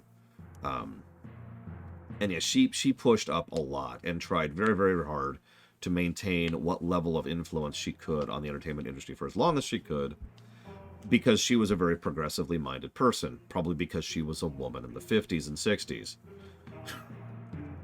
24, Season 1. Ace Combat X and Seek and Destroy. Thank you, Jay Palmer, for being part of the show. Thank you for not hating me for my opinions on Nemesis. I do appreciate that. So you're probably thinking, what does she have to do with Star Trek? Well, her company was the one who got Star Trek on the air.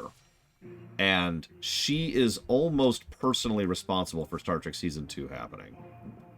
So, there's this thing, which is best referred to as politics.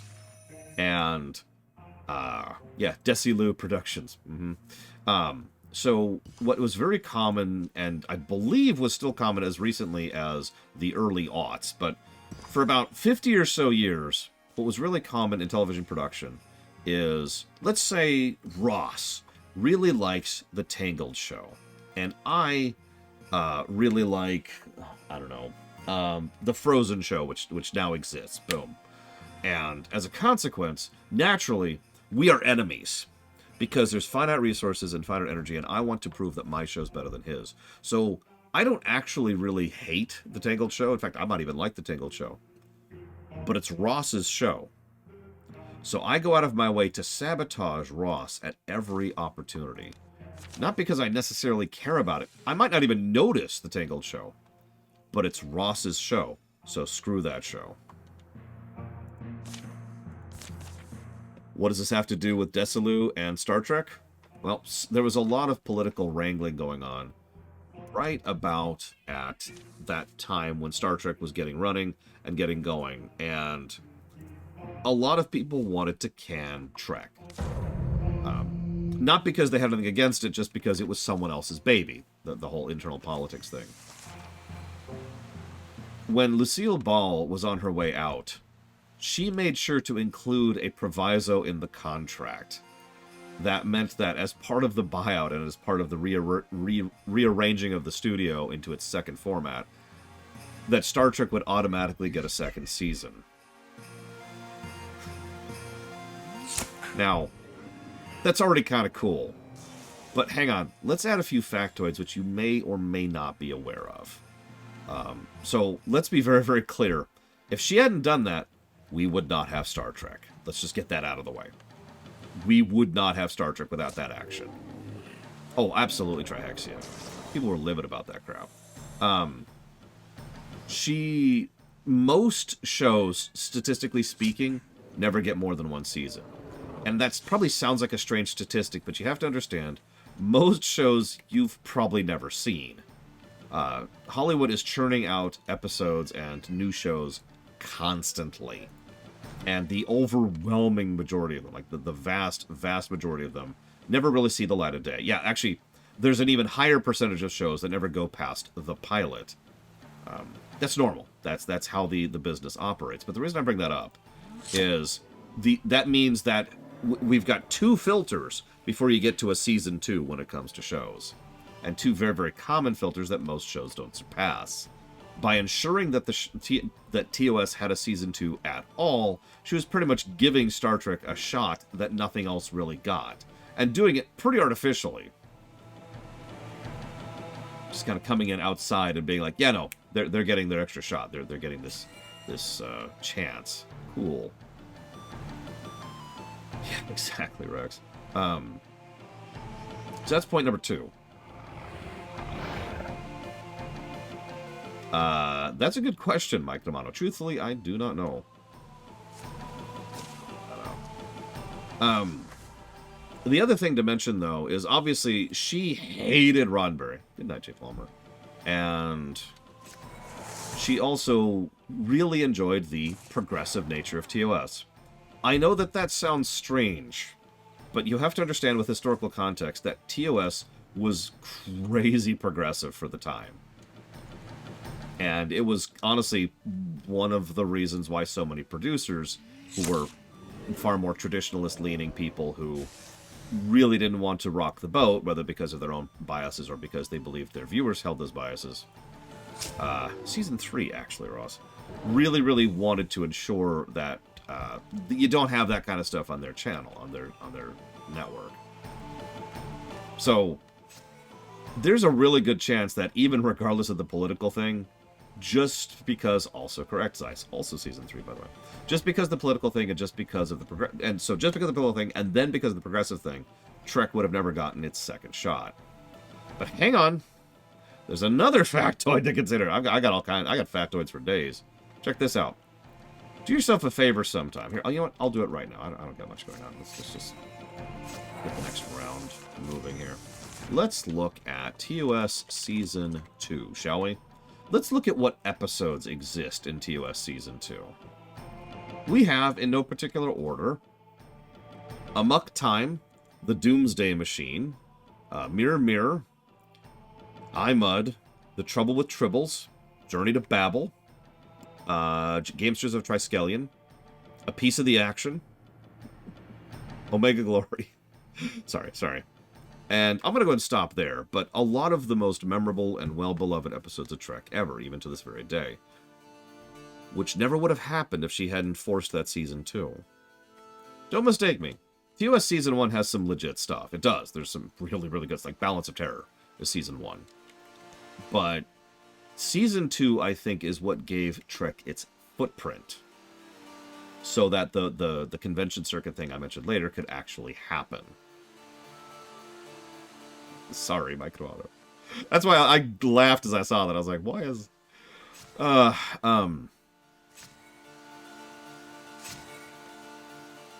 You just shoot him.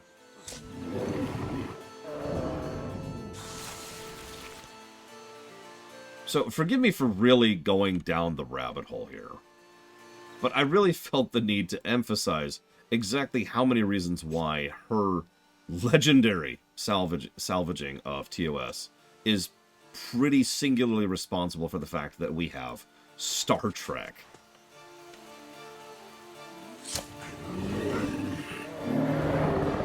Like, in general. There would have been no Wrath of Khan, no Undiscovered Country, no First Contact, no Voyage Home, no Deep Space Nine, no TNG, no Enterprise Season 4. We would have had nothing, if not for one woman who decided to push up. Yeah, no New Trek. You like Prodigy? You like Discovery? None of it. Strange New Worlds? Nuh-uh.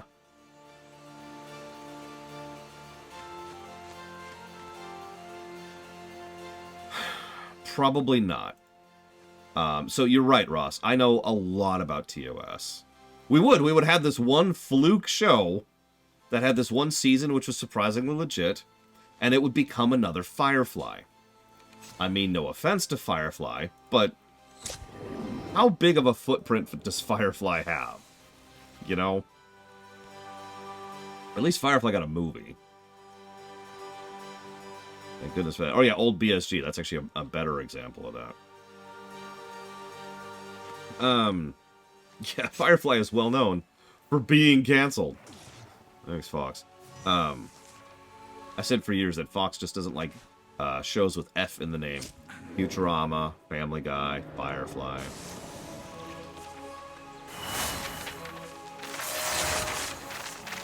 Do I like Nathan Fillion? Yeah, he's like a complete jokester off camera.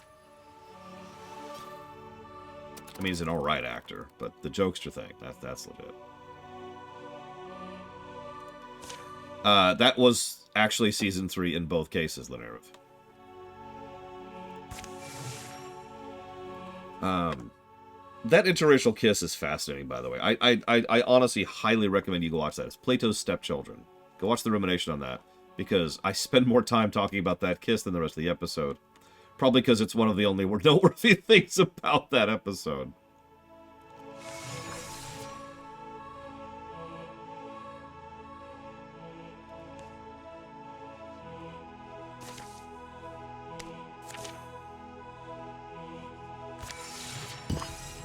Exactly, Nerith. You're absolutely right.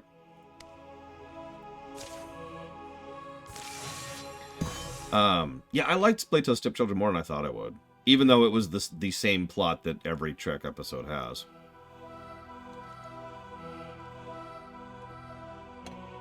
So many studios refused to air that episode, Rex. You gotta understand how stupid that is. I'm sorry. I don't mean to call blatantly racists racist and stupid. But they're racist and stupid. Because you gotta understand how absolutely minor of a thing this was. Like, I don't know how many of you have actually seen Plato's Stepchildren. The whole episode is about these super-powered psychic power beings, because this is Star Trek, and in Roddenberry's Star Trek, it's all what it is, if you gain superpowers, there's a flip of a switch in the back of your mind that instantly turns you evil. I'm not making that up. Look it up. So, there's all these superpowered people. They're all extremely evil, and they're forcing the crew of the Enterprise to literally dance for their amusement. And then they force Kirk and Uhura to kiss. That's it. And yet, in this little, honestly, anecdote, in what is effectively a horror scene, was considered so incredibly, like, just, oh my god, that can't happen, that's crazy. That they just... Anyways, sorry.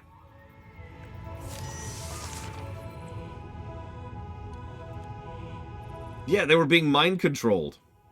Actually, fun little anecdote, too, while we're here. Again, watch the room for all the details, but one of my favorite little details about that episode, is that Shatner and Nichelle Nichols, never really liked each other back in the day. They smoothed out over time, but back in the day, they were not fans of each other. And the argument was that they couldn't agree on anything except for the fact that kiss was going to happen. It was the one... Shatner was actually really progressive back in the day, which is funny to think about nowadays. And so they were both fully in favor of, no, you're putting this kiss, you're putting on air. This is Star Trek, that's what we're here for, let's do it.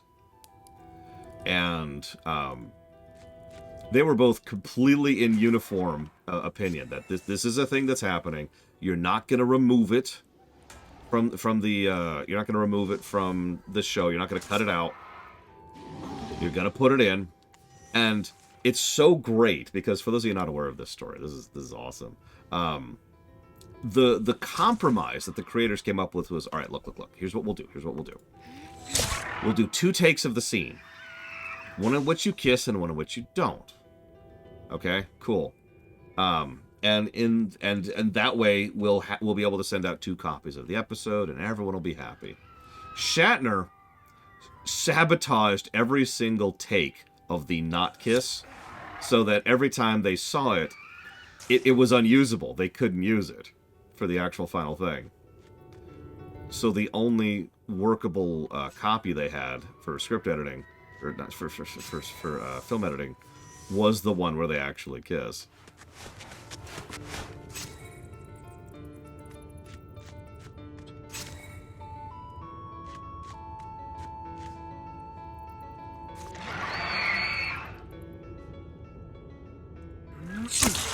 Yeah, no, like I said, it's weird to think about historically, but I'm with it.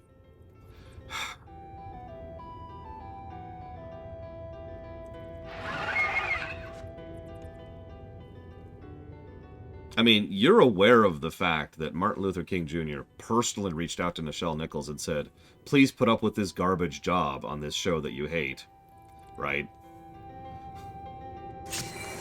She was going to quit because, well, Uhura's not a very great or interesting character on TOS, and she has exactly 0 episodes dedicated towards her.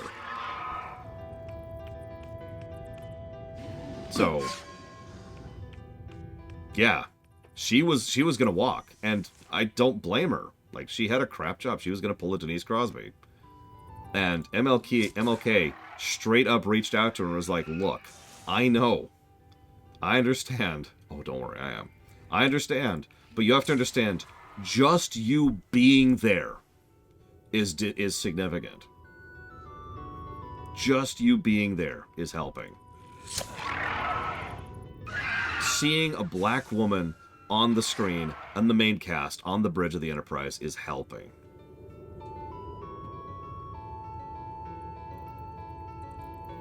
So she stuck with it.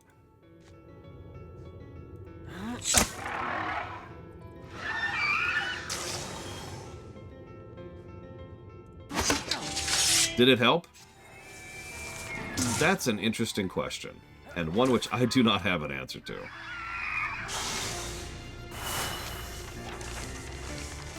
It did directly lead to Whoopi Goldberg playing Guinan, so that's cool.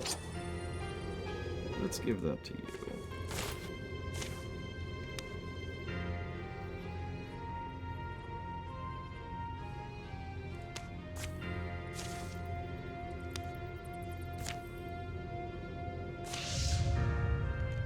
That's true. Where's our friggin' Guinan?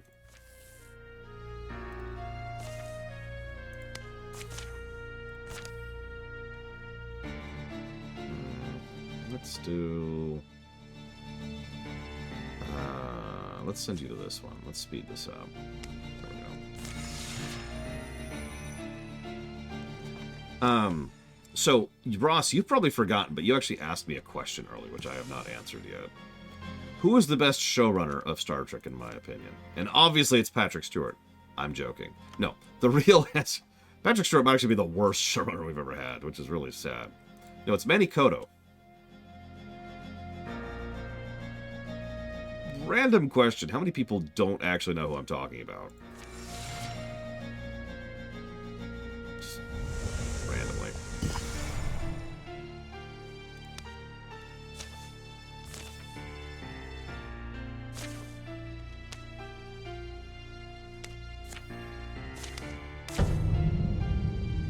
Sorry, Colgram. Sorry. Manny Koto was the showrunner for Enterprise Season 4. He was brought on during Season 3 into a very, very troubled set, with very troubled production in all directions. And he took a disheveled, falling apart mess of a show and turned it into Enterprise Season 4, which is, unironically, one of my favorite seasons of all of Trek. He honestly pulled a Nicholas Meyer, for those of you familiar with that story. He was an outsider who didn't really have anything to go with anything, but he came in and he was asked, hey, write the ship. And he was like, okay. And he took his job seriously. He put the thought in, he put the work in, he put the effort in, did his research, did his homework, ripped out the chafe. I really wish we'd gotten an Enterprise Season 5. The really sad reality of it, though, is that by the time Season 4 started, the show was already doomed. They didn't officially announce it yet, but... No, don't do it! No, not my bed, no! But there was... I was super sneaky. Wait. No, no, no, no, no! No! I've been hugged! How could you hug me? How could you do this to me? You okay? What's wrong? What's wrong? What's wrong? Wait, you're squishing my legs. Are your legs okay? Yeah. Okay. It was hurting. I'm sorry. I'm sorry. My arm hurts now. Okay, you need to stop hurting. So what I'm going to do is I'm going to crush you. Oh god, I'm being crushed. I'm being crushed. No. No. Now your turn to crush me. Okay. Zombie crush. Zombie crush. Touch. You're a zombie now. Wait. Zombies No. eat dead people. No. Oh wait, we're not going to eat each other?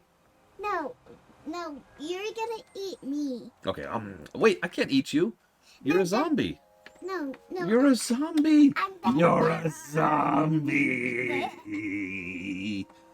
I'm back to normal. Okay, good. Okay, let me get you. Wait, I'm dead.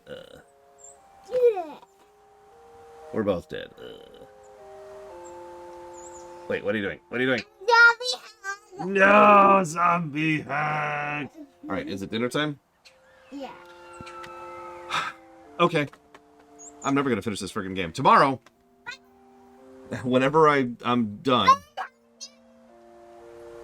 Tomorrow my bed gets stolen. Tomorrow we'll finish up this freaking game. Oh, because oh my god, I'm so tired of playing this game.